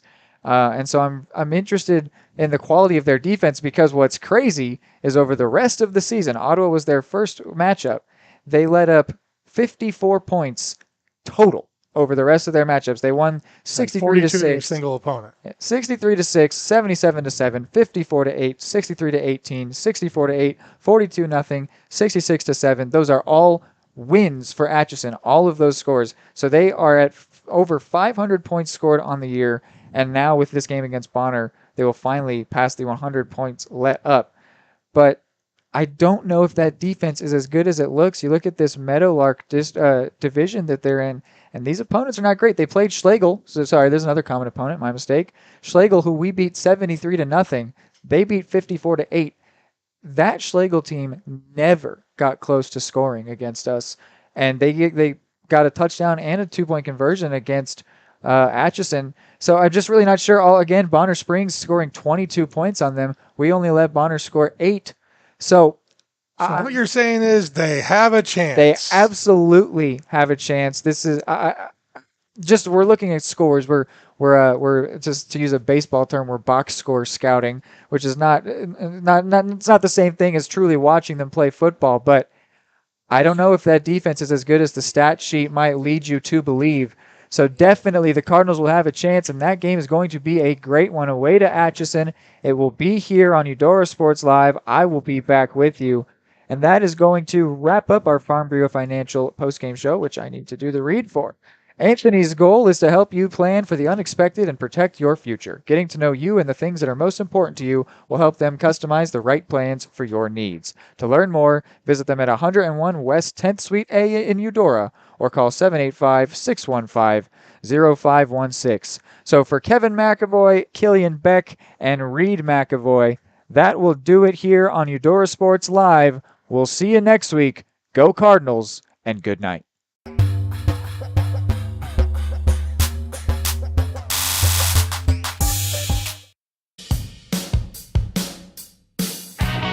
The smoothest, the creamiest, the most amazing ice cream you've ever had. That's what you'll find at Main Street Scoops and Sweets in historic downtown Eudora, Kansas. With over 100 mouthwatering Wisconsin-made ice cream flavors, including dairy-free and gluten-free options. The bakery is always serving up the most heavenly cookies, cakes, and so much more. Ask about Main Street's custom cakes for that special occasion. What are you waiting for? Come make the sweetest of memories at Main Street Scoops and Sweets in downtown Eudora, where it's always ice cream time. Are you looking for a trusted partner in pet care? Look no further than Eudora Animal Hospital, proudly serving Eudora and the surrounding area since 1975. Eudora Animal Hospital offers a wide range of services, including wellness exams, surgeries, routine vaccinations, and emergency care. Hi guys, just wanted to say thank you from Eudora Animal Hospital for all your support and go Cards! Schedule an appointment by calling 785-542-3265 or visit eudoravet.com. Call insurance agent. Hello, customer. Oh, great. I just had a quick question about my insurance. You are 312th in line. Oh, it's just a real quick question. Would you like a callback in 6 hours? Sometimes humans are just more helpful. Hey, Max, I can answer your insurance question. Awesome. Appreciate it. Farm Bureau Financial Services. It's your future. Let's protect it. Contact Farm Bureau agent Anthony Brown in Eudora today at 785-615-0516. Are you looking for a trusted partner in pet care? Look no further than Eudora Animal Hospital, proudly serving Eudora and the surrounding area since 1975. Eudora Animal Hospital offers a wide range of services, including wellness exams, surgeries, routine vaccinations, and emergency care. Hi guys, just wanted to say thank you from Eudora Animal Hospital for all your support and go Cards! Schedule an appointment by calling 785-542-3265 or visit eudoravet.com. Prescription drug pricing points to corporate Freedom of the press is about your right to know. and Clark sheer athleticism. It's about your right to be informed. Today, there are real threats to press freedom Reaching residential areas? and your right to know about the world around us. We must protect our right to know, no matter what kind of news is important to you. Before it's too late. Understand the threats. ProtectPressFreedom.org. The smoothest, the creamiest, the most amazing ice cream you've ever had. That's what you'll find at Main Street Scoops and Sweets in historic downtown Eudora, Kansas. With over 100 mouthwatering Wisconsin-made ice cream flavors, including dairy-free and gluten-free options. The bakery is always serving up the most heavenly cookies, cakes, and so much more. Ask about Main Street's custom cakes for that special occasion. What are you waiting for? Come make the sweetest of memories at Main Street Scoops and Sweets in downtown Eudora, where it's always ice cream time. Question: what will you find on all over-the-counter or OTC medicine packages to help you choose the right drug and use it safely? The answer: the drug facts label. This label lists the medicine's active ingredients and purpose, how much to take, and warnings you should know before using it. Remember, even OTC medicines you buy without a prescription can cause side effects you don't want. So follow the information listed on the drug facts label. For more information, visit fda.gov/drug facts label. A message from the U.S. Food and Drug Administration.